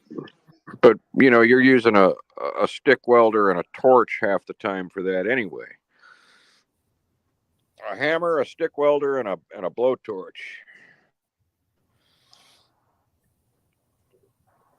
See, that's why I got a M. Lizer, a friend of mine, hates Armstrong ratchets. Homemade range extender for the big stuff. That stuff comes in, those things right there come in handy. Yeah, you see, like that range extender. I JWC use. Go ahead. Oh, I'm sorry, but JWC Tech, there's nothing wrong with any of the Milwaukee stuff. The Milwaukee stuff I've- just seems to be pretty Got a solid. drawer full of Milwaukee stuff. In fact, the Milwaukee stuff, a lot of their stuff, like their wrench set, there's a lot of similarities to their wrenches. I don't know if you have them or touched them. The feel of them, something about them, there's a lot I of have 'em. similarities to the Mac Precision Torques. I have both. I have Mac Precision Torque in Do you find any ratcheting and similarities to non-ratcheting. them? Do you find like they're kind of similar, like possibly coming out of the same factory in Taiwan? Yeah, just shorter. Yeah, just But- shorter. They have a different feature. Their featured end is the same as Icon and Carlisle. They have that Max Bite open end. The tooth pattern in the open end is shared with Carlisle and Icon, and it works. It actually can, when you're pulling on a nut real hard with the open end, it feels like it's going to slip, but it doesn't. It actually cams over and bites down real hard, and it's locked in. It'll cam over one tooth. The weirdest thing, but I've had nothing but good luck with the Milwaukee stuff in my box. Their wrench set goes from quarter to inch and an eighth, I think, with no skips. And I want to say 6 to 22 or 7 to 22. And I've got both ratcheting and non-ratcheting. And what I did was I took those trays. Why did they not bring the sets back up to 24 like they used to? Why all of a I sudden wish- do they have to drop it to 22? I wish they would. They should go to inch and a quarter and 24 or 25. Now, they make those trays that are cut off at an angle that they come in. They're supposed to fit next to each other in a toolbox drawer. I actually took those trays. I've got a video on it where I cut the plastic down and trim the fat so the racks are smaller. And I can get all 4 wrench sets in less than half of a 30-inch drawer, front to back, side to side. And then next to that, I've got their quarter and 3/8 SAE and metric socket sets with ratchets. I've got a bunch of their pliers. I've got a set of their screwdrivers. And we use that stuff every day. There's nothing wrong with Milwaukee's tools. I was really, really impressed with them. But they're not giving them away. They're proud of them. And their price is going up. And they don't keep them on the shelves out here at Home Depot. It's not like you can go down and warranty it out at the store, because rarely you'll see like one set of sockets, but people will steal it. If they put that stuff on the shelf, it gets stolen. People walk out with it, or they, do the fraud thing with it. It's popular. But I tell you, the ratcheting wrenches. You guys about California. Here in Michigan, we see somebody trying to run out the door. We don't even think twice. We just punch them as we're walking in. Just punch them. We already know they're up to no good. This is Midwest. Well, this is taking South. that shit here. In California, you're like, oh, don't hurt me. Yeah, but this is South Central LA. I mean, we punch people to say hello. Old Paisita comes in to get a bag of ice. I kick her right in the stomach. Fuck I'm you sure- want? LA isn't one that bag of dangerous. snow, please. Per capita, LA is not a dangerous city. You want a dangerous city, you go come to Detroit, baby. Yeah. Detroit's a dangerous city. Per capita, it's a very dangerous city. I could take you in sections of Detroit that we could not stop the car. We couldn't roll our windows down if they weren't already down. We just got to keep rolling. Otherwise, we're going to get shot at. But it's a Especially- gun-free zone. Flint is not much better. Flint's a little bit better, but not much. I'm telling you, people say, "Oh, Detroit ain't that bad." You're talking. You were down in the city. You're around Comerica Park. You're around the casinos and all that, and that can Or still you get grew up shitty. there. That can get shitty. But I'm going to take you into the suburbs, and I'm going to tell you what. They don't have. I don't know how to explain this. Detroit has gangs, yes, but they also have armed citizens. They have groups of people that run and control their neck of the woods, their subdivision. And I'll be honest with you, the crazy thing is most of these so-called thugs or whatever that are running the streets down there don't even live there anymore. They live in nice neighborhoods like where I live. And then they put out they were born, raised there, but they're making their money there. They're controlling the drug trafficking down there. They got people, they got the runners on the streets for them. They got everybody running their game for them. And that's like their daily job. They get up, they leave their fucking $400,000 house, and they go down back to where they grew up, and they make sure the show runs good and that their people are running the streets right and they're getting their money. And then the wars that happen is when you start crossing territories of neighborhoods. That's a big We own job. this whole section here. We own this whole section. These 6 blocks, these 8 blocks. This is my shit. You don't mess with Pookie's shit. You mess with Pookie's shit, Monkey across the road is going to get his ass kicked. And Monkey messes with, or Pookie gets in Monkey's territory. Monkey going to fuck Pookie up. And that's when you have the clashes when these groups. I guess you'd call them gangs because there is a. We got the Crips and the Bloods here. There's gangs in Detroit, East Side Detroit. We got the Crips and the South Siders. Around these parts, all we got is just a bunch of rednecks.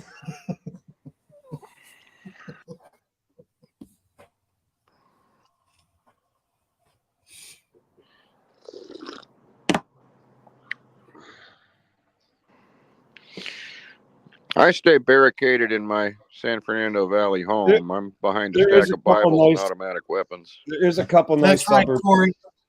There's a couple nice suburbs of Detroit, but they are very well protected by the police, and that's why you can do whatever you want. And if you're in the freaking hood, the cops don't show up, man. If somebody calls and says, "Hey, there's all this shooting going on," nobody shows up. They wait hours, and then they show up to see who's all dead and try to figure out the crime. Like Corey, that's a deplorable thing to say. I'm serious. They don't show up. Me and a buddy, we went to New York once, and we took the wrong turn, and we ended up. I don't know. I think it was either Queens or the Bronx, but it was bad. It was bad. We took the wrong in the right neighborhoods of Detroit. In the right neighborhoods of Detroit, if shit's hitting the fan in the streets, call the police. They don't show up, man. 45, 50 minutes later after the phone call, they'll start showing up and make sure the gunfire's all stopped and all that shit.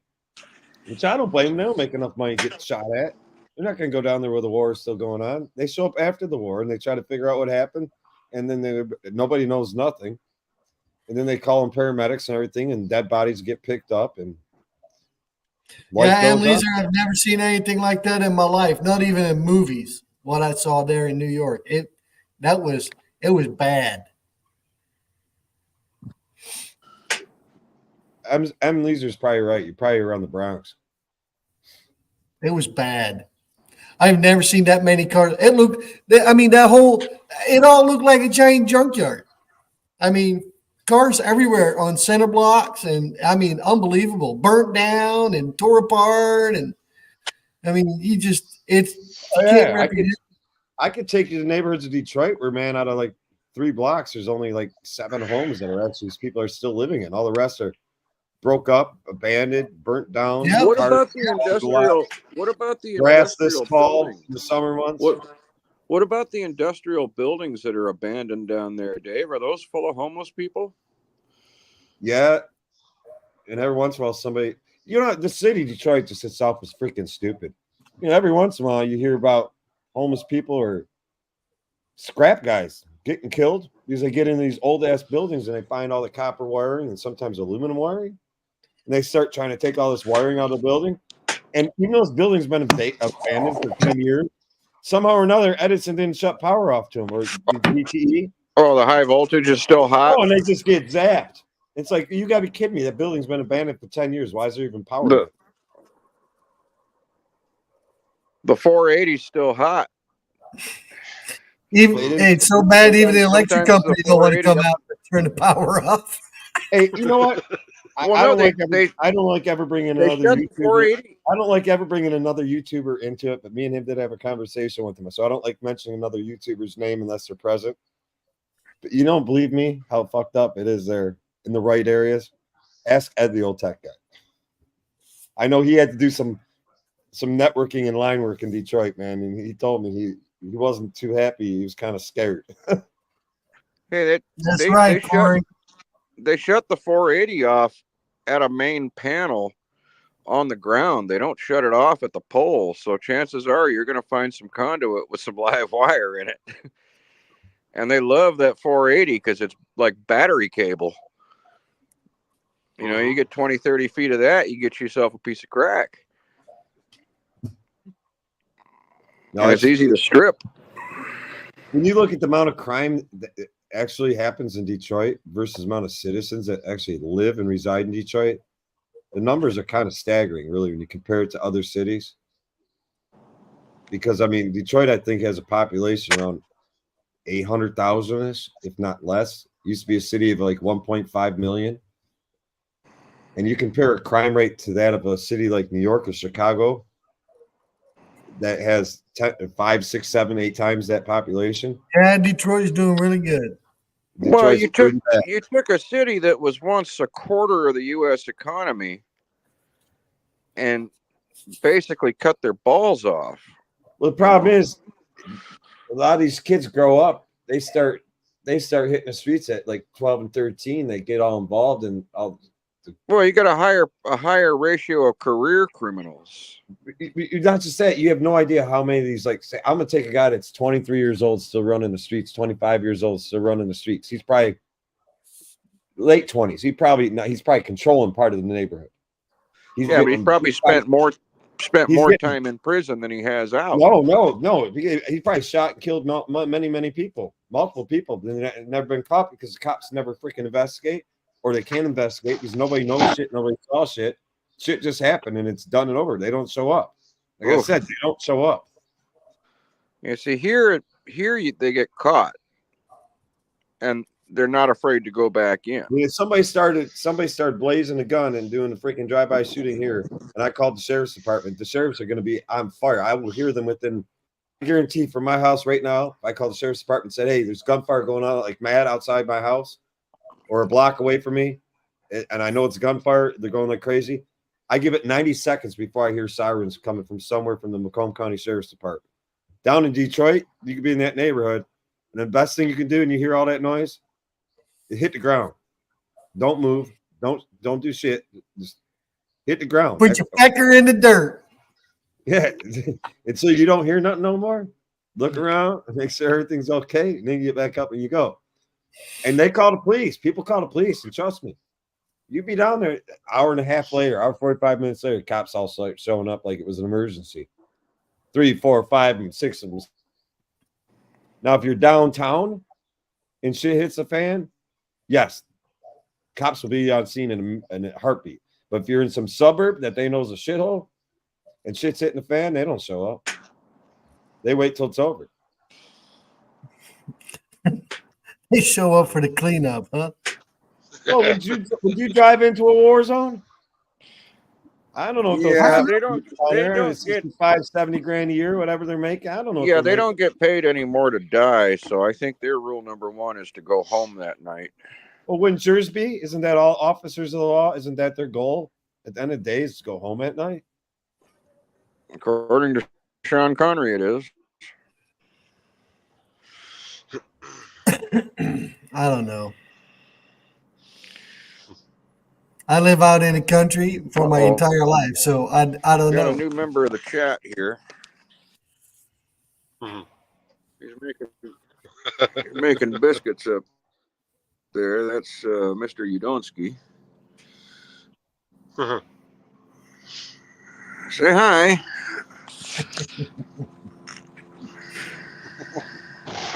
It looks very comfortable. He loves his daddy. Jackson's probably back He there is. with mom He's a good sleeping. boy.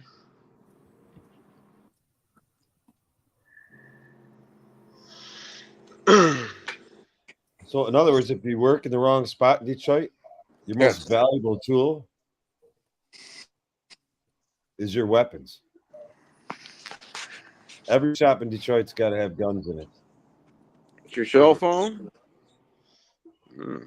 Feds Huh? were at the flea market a few weeks ago on Friday from 8 to midnight. They took a few samples. What did they take? Weapons? I can relate, Corey. I've been there a couple times in Chicago, and you Yeah, know, I Shannon, tell you, that's you don't. these days, cities, I'm staying out of them. I don't want to have nothing to do with cities. I think Chicago's pretty crazy. I mean, it actually makes the news. It actually makes the news in Chicago when nobody gets shot that night. Nobody got murdered that night. But it's a city of millions of people. Chicago, to me, you can't even compare the suburbs of Chicago to Detroit. Mhm. I think the only other place I've ever been in the United States I'd actually compare it and say this is a lot like Detroit would be Flint, Michigan, which is in the Michigan too, Well, which garage sucks. monkey, you gotta have. Which sucks. And I think Flint, Michigan, we got to give them a break. I think it had something to do with the water. I don't give a shit what you call it, but it's bad. The water and the fact that General Motors closed everything they had going on there in the 80s. But I'd have to say Little Rock, Arkansas. That's quite the fucked up city. Per capita, that city's pretty nasty too. I don't know. What's that little town called there? South Bend? That's supposed to be pretty bad. Is it South Bend, or what's that town called in that area? That's bad. South Bend? Yeah, right outside of Chicago. Gary, thank you. Thank you, Corey. Yeah. Gary, Indiana. Gary, Indiana. Yeah, That's supposed to be the worst place. per capita it probably is. If you don't know anybody there, don't ever stop there. Don't go off the expressway in Gary, Indiana.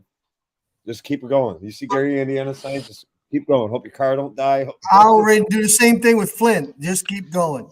I didn't see nothing. Gary, Indiana is where Michael Jackson was born before he moved to Detroit. Yeah. That's why he had such a tough voice.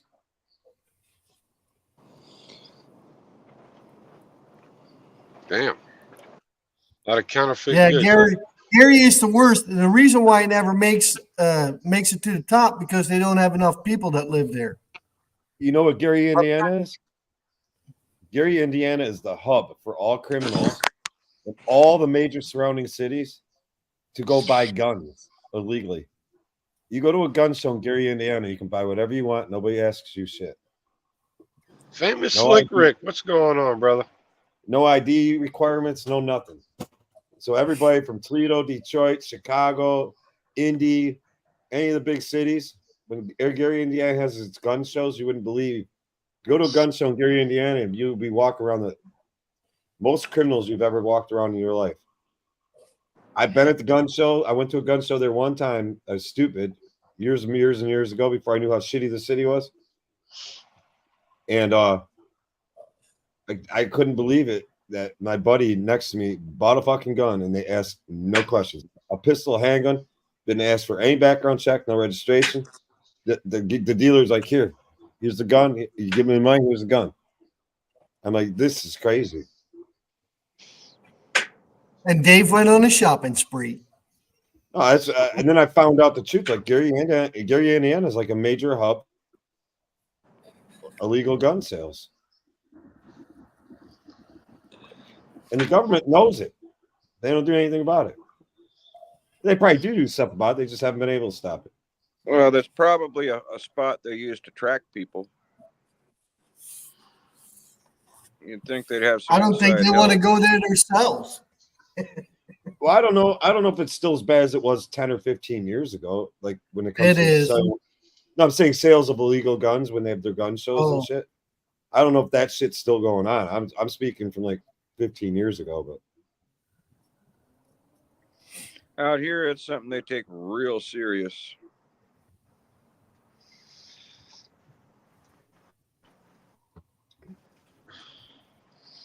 Caught with all kinds of stuff and doing all kinds of things out here, but if you're caught with that and a gun, you're going to jail.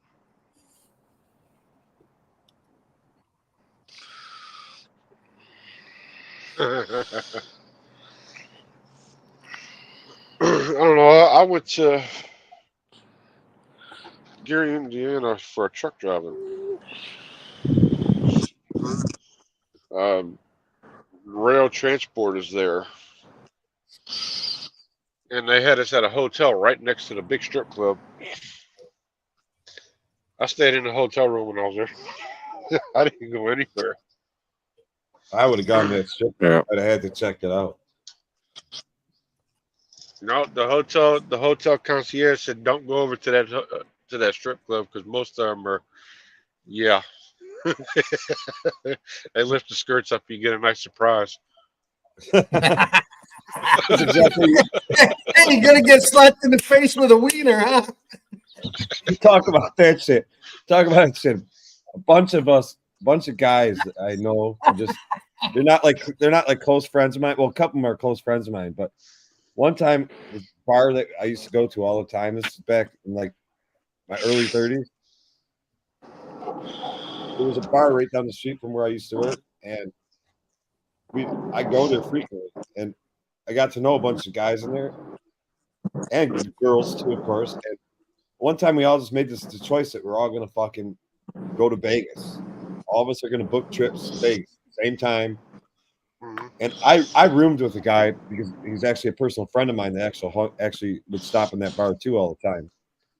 But this one guy we got to know over the years at the bar, he roomed with one of his best buddies, and he pays for this prostitute in Vegas to come to his room. I guess she was Hey, hot as hell. backwoods. I guess she was hot as hell. She gets all up on him and all this stuff, and one thing leads to another, and that's exactly what Rage said. She had a slonger. He was, I guess, quite disappointed and embarrassed that he paid for this Backwoods boy, small engines. How come I don't know Vegas. you? I'm a small engine guy. I know a guy that happened to. He ordered a prostitute to come in to MGM Grand Casino and ended up being a she-male. Mhm. Or he, Yeah, she. that guy that you knew, was his name Dave? Huh? No, it's actually, I'm going to say it straight up just because I hate a fucker. His name was Steve Cunningham. Huh. I'm saying that. I hope somewhere along the lines it gets back to him because, dude, I want my $150. You owe me $150 from like 7 years ago. So I would say you owe me probably like $3.5 million now with interest. Damn. It's been that long. No. You didn't collect your $150. Well, dude, I'm giving interest like they charge Trump.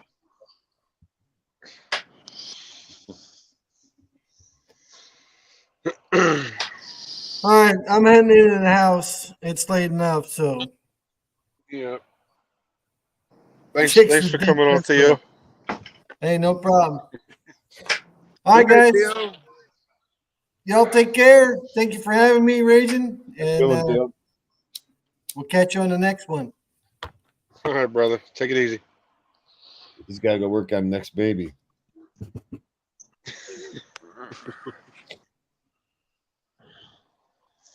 Yep, it's 3.5 hours long, so I'm getting ready to shut this thing down anyway. I'm getting hungry. Fat boy needs to eat. Speaking of fat boys, this boy up here is digging. Jesus. Get him a. It's a type of blanket. You can get it anywhere, and he'll dig in that blanket and fall asleep on it. Make biscuits in a blanket and Yeah. fall asleep because the wife has a cat back there, and he does that too. He'll like it. They do that because it's like sucking on a mama's teeth. Yeah. It puts them to sleep. Comfort. Yeah. He purrs and goes at it. Only me though. He doesn't do that with anybody else.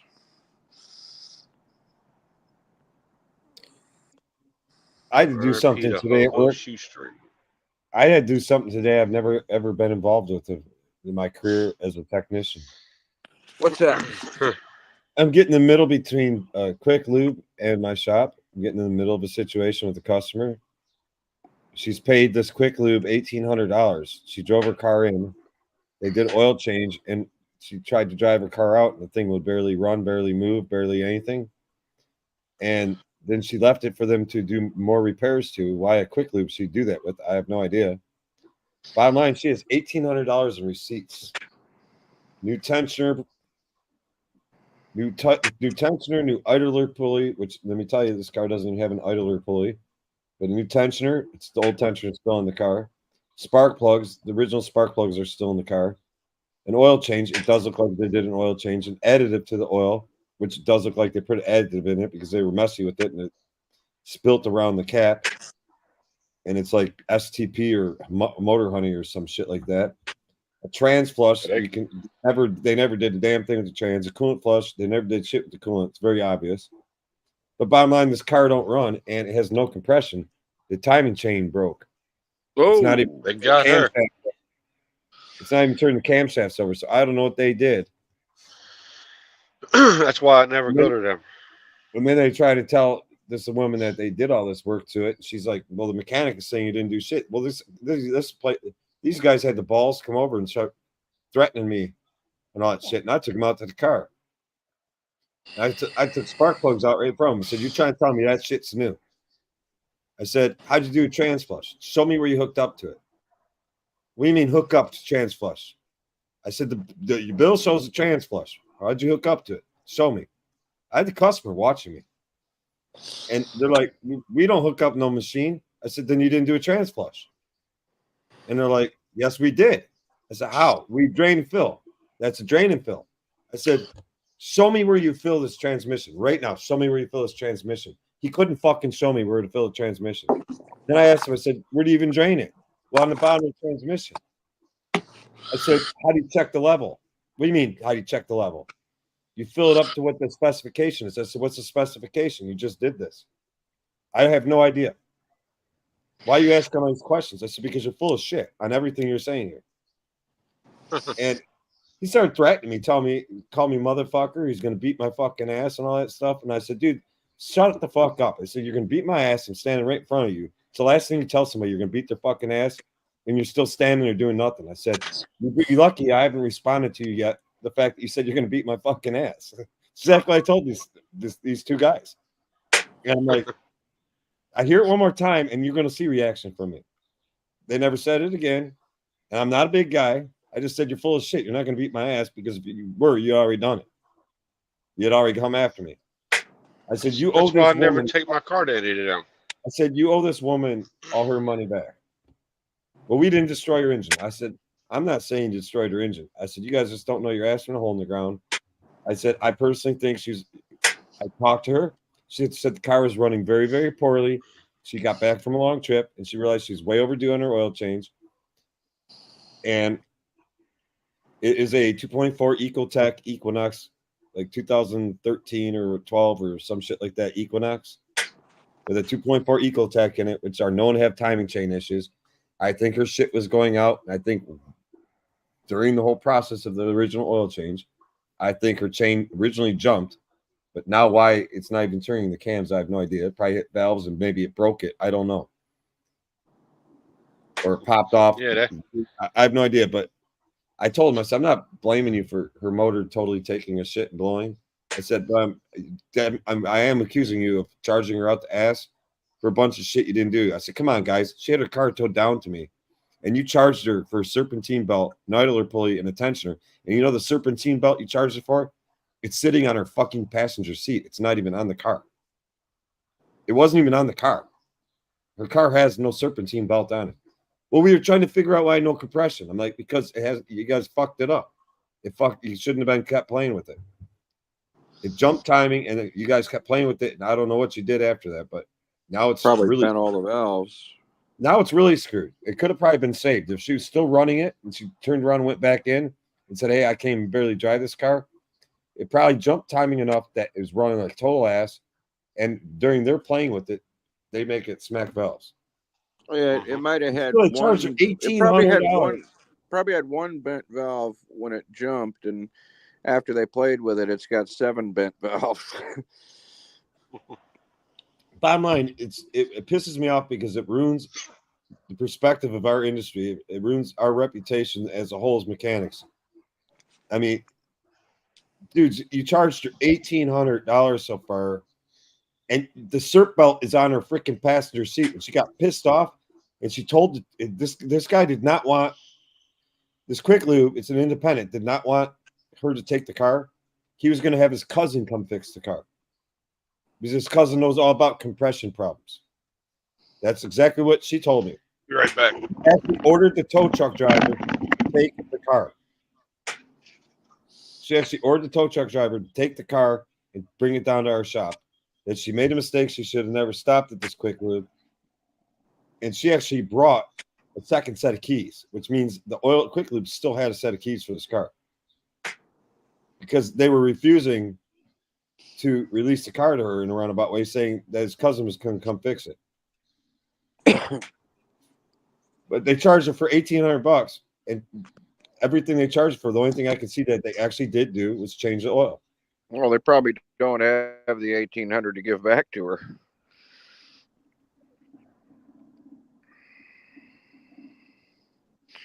They shouldn't take advantage of people like that. The worst thing is this woman is very. I know why she's willing to. She already told me I have money. It's not like I don't have money. She goes, I want to fix this car. I want to give it to my daughter. She's like, I bought a new car. I got money. The money's not the issue. And I said, don't say that. I said, this is not going to be a cheap repair. And she's basically portraying to me that if it needs a new engine, she trusts us. She'll pay us for a new engine, but she wants this other shop to pay the price for lying to her. She wants this other shop to refund her their money, the whole 9 yards. And I agree with her on that. Yeah. There's nothing wrong with not knowing how to do something, too. I mean, when you're Quick Lube, why are you going to get involved with other repairs? yeah. It's, You don't know your say, place. well, I can do that. No, you can't. You know? I told him, I said, dudes, I said, before you guys showed up here, I said, I already Googled your shop, your Quick Lube, and I read the reviews on you. I said, do you guys realize that I stopped at the first 5 reviews when they all talked about you guys charging for extra add-ons that they felt as though you didn't do, and they had a professional mechanic look at it that day or the next day or whatever, a week later, and confirmed that it was never done. I said, just look at your Google reviews. It's one after another. You're in a losing battle with this woman, especially playing with me. Oh, there was a whole. You think you're Joe? This guy goes, you think you're Joe Biden? You think you're Joe Biden? I said, no. I said, but I know freaking state inspectors. I know guys that work for the Bureau of Automotive Regulation here in the state of Michigan. You don't want to fuck with me because there's a good chance that the inspector that belongs to this district of Michigan, I freaking know. And if I tell him what I see and what I think and what I know, he's never going to question me. He's going to have all his questions for you. And after he investigates everything, he's going to find the living piss out of you guys. There was a whole deal on YouTube about one of those oil change or Quick Lube type places that had upgrade services. I think they were in Canada. And they had a mechanic, so they would take the car to this place, pay them whatever they wanted or whatever they did, and then they'd take the car straight to this other guy. He'd put it up on the rack and tell them what was actually done to it. Mm-hmm. And they were making bank on these upgrades, upselling all this stuff that they never did. Like sometimes they weren't even changing the oil. That's what this place is doing. And it's very obvious that's what they're doing. And you know, it's funny. You know what the name of their Quick Lube is? Yeah. Magic Quick Lube. Huh. Yeah. Yeah, it's magic. It's magic. We just did a coolant flush and a trans flush in 15 minutes. Along with your oil change, you're out the door now. That'll be $649. Yeah, in the small print, you're not really paying for the automotive service. It's the magic trick. Yeah, magic trick to pull your money out of your pocket. Yeah, we make your money disappear. I stopped. I stopped a long time ago from taking any of my cars to those quick places. I won't even go to Walmart for a damn oil change.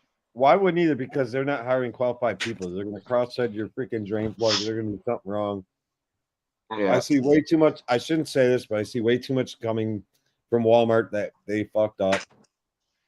I see a lot of shit from Quick Lubes that they fucked up. Years ago, when Quick Lubes used to do that extra $2.99 charge to top all your fluids, which there's never a reason to top your brake fluid. Your brake fluid's low because your brake pads are wearing and your pistons are Right. coming out and the fluid level's dropping. And then you pay them this $2.99 to top your fluids. And little did you know that they mixed up all their bulk fluids. They mixed the bulk fluids up and they're topping everybody's brake fluid off with freaking power steering fluid. Well, you know what happens then? It contaminates the whole system. I used to see that back in the day all the time.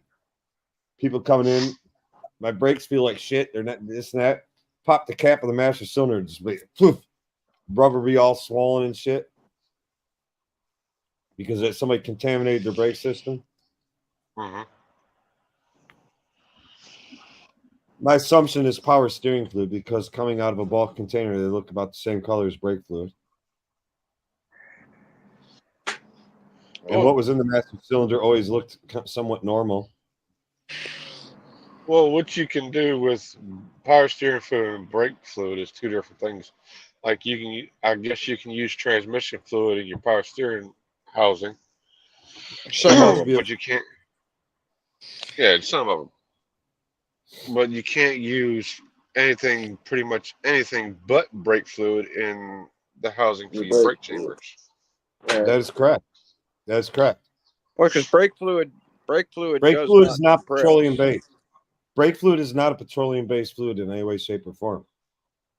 Mhm. Anything Brake else it it fluid does- does make all the rubber seals swell. it's low viscosity hydraulic oil.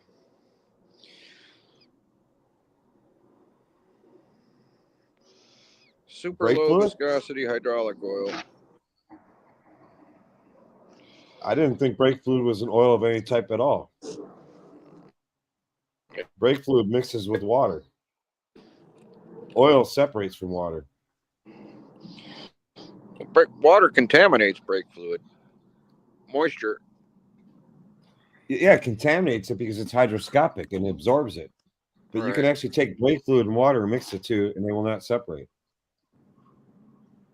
Yeah, if you were in a pinch, you could use water. Will overheat.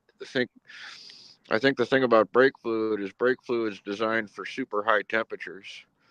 It is. It doesn't boil off at super high temperatures. Yeah, because if it boils, you don't have hydraulic exchange. I mean, Yeah, you lose your hydraulics. You lose your brakes. that's always one way to tell if your brake fluid's contaminated. Like I bring a car in the shop and I think the brake fluid's contaminated, causing the whole problem. Just siphon some of it out, put it in a little cup, add some water to it, and all of a sudden you see all this oil shit all rise to the top and sit on Check top for of the moisture water. content. You know somebody put something else in it besides brake fluid. Mhm. I mean, The oil your also brake rises chamber to is the one top. thing. The brake system of a vehicle is very delicate. I mean, one wrong move and it's all she wrote. You put something wrong in there, and you're gonna know about it quickly. Because that pedal's One gonna would go all the hope. way to the damn floor. Yeah. Well, yeah, where you add the brake fluid is the heart of the whole system. It's on a car, it's your master cylinder. hmm And once that mixes in good enough, if you put like engine oil or power steering fluid in it, take a couple days to a week or two, depending how much you drive, and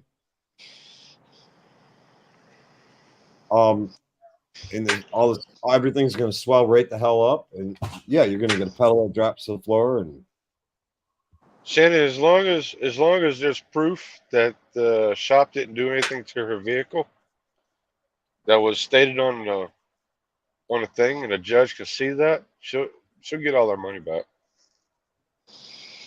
I kind of getting the impression the shop owner is going to give her money back without it going any further. He seems to be worried about authorities getting involved. He seems to like, okay, this is going too far. I want to keep this quiet. Mhm. He's giving me that impression.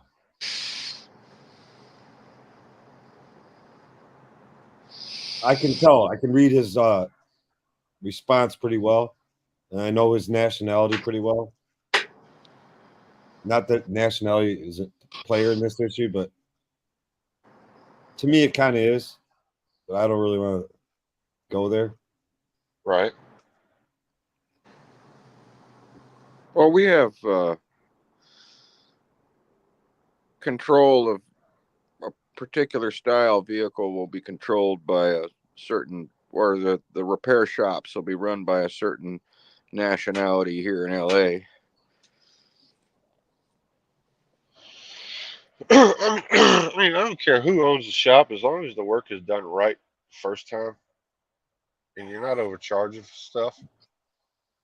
That's why I don't want to mention nationality, but Mhm. this You particular look at your nationality has. There's a lot of very, very hack shops out there that is commonly owned by this particular group. group, Mhm. but there's also some very good shops out there that's also owned by the same group. You gotta pay close Very good, attention to who solid, actually. intelligent men out there that are from And the same nationality that own and run their own businesses, and they're very top notch. Well, you have to look at who owns the shop, not just who the mechanic is. Mhm. So there is some. Let's just say there's one ethnic group out here that knows Mercedes and BMW better than anybody else, and if somebody of their same background owns the shop, 90% of the time you're going to be okay. But if the shop's owned by another group and these guys are just working for them, that could be problematic. Just when you put that combination together. Do you know here in Metro Detroit? I will say the ethnic group. We have a lot of Middle Eastern mechanics that are extremely very talented and well versed on Mercedes and BMW and such like that. And everybody thinks they're like these third world countries and all that. And if you talk to these guys, they're like, where they lived was like they lived in wealth when they were in Iraq. Or what? Iraq is a lot of it. Iraq is a lot. The main country I'm going to speak about is that's where most of these guys are from that I know that are very well versed on BMW, Mercedes, and all that. And I'm like, that kind of shocks me. And they're like, what you see on TV, you don't believe. They're like the big suburbs of Baghdad. They're like, those are $1 million homes in American dollars. Mhm. $1 million subdivisions. I mean, they're not poor. In their country, business is first. For the ones that are in the big cities, working on the freaking dream. I don't know how to compare it, but like business is There's first. a name for the Iraqi, but there's a name for them. A lot of them are Coptic Christians. Chaldeans. And I forget the name of the. Huh? Chaldeans. Mm. Now, That's for one of the anybody that's got, hang on, for anybody that's got this far in the video, don't miscrude what we're saying here and take it off topic. Because if I thought for any reason that it was going for that direction, I would shut it down quickly. Nobody here is These people. We have no. we have Yeah. friends in this group. Yeah. Yeah, I would shut it not. down really quick if I thought it was going for that direction, but it's not. No, Frosty has the Christian How many? I'm sure there's more than one. Like if you ask somebody that's born and raised in Iraq that now lives here in the United States, or even was born here, but their parents are from Iraq. Typically speaking, to my knowledge, if they are Catholic or call themselves Catholic or Christian, they say they're Chaldean. Hmm.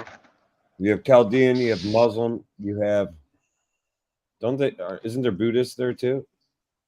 There's a big religion. No, you've got Sunni and Shiite Muslim too, though. You've got like the Kurds, and then you've got the. No, I'm just saying you asked the question, and I believe all of them here in Michigan, they're Christian, say they're Chaldean. Okay.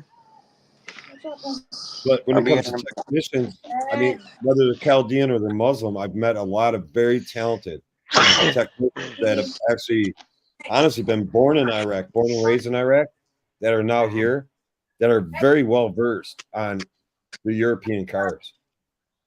I mean, they know these cars like inside and out, which a lot of people will be shocked about.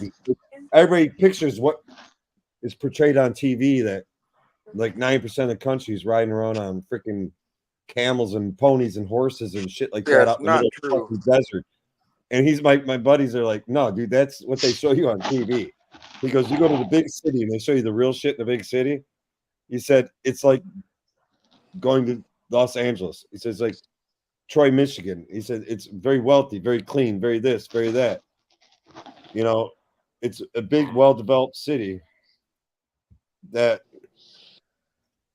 a lot of people don't understand. And he's like, this one thing that pisses us off here in the United States is the United States never shows the wealthy areas that they never show the good side of things, not just in Iraq, but Iran, Israel, any of those countries. They never show the good.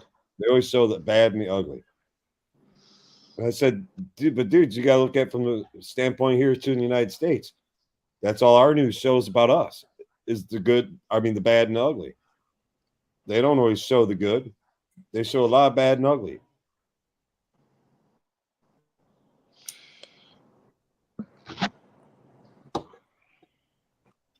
That's just how it is in some parts. I mean, if you've ever been over there and seen some of the houses and some of the people how they act, it's immaculate. Well, you've been there, right? Yeah. And you're in the Army, so you know what I'm talking about.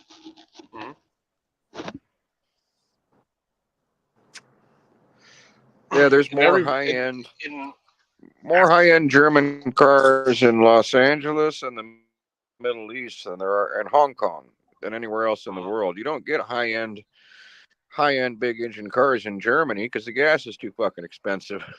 They're all either in the Middle East or they're here. There's a lot in China too. No, I shouldn't say a lot. There's only the ultra rich can afford them there because China doesn't. Well, party members can afford them. Party members have them allotted to them. Well, dude, a Cadillac Escalade in China would cost like $250,000 in equivalent American money here. That's how much it would cost there by the time it gets there. Yeah. And it's 60 people's ration of gas just to get that thing around town. You know, it's like that's one of the things some of our politicians are complaining about. Why we let in China and other countries import all their shit here at almost no cost, zero cost to them. But if we try to take any of our products, goods, and services to there, the price becomes to the point where there's not a big market for any United States manufacturer.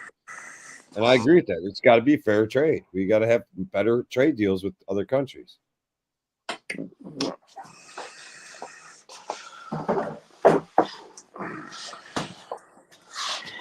I'm going to hang this thing on the charger for a little bit, guys.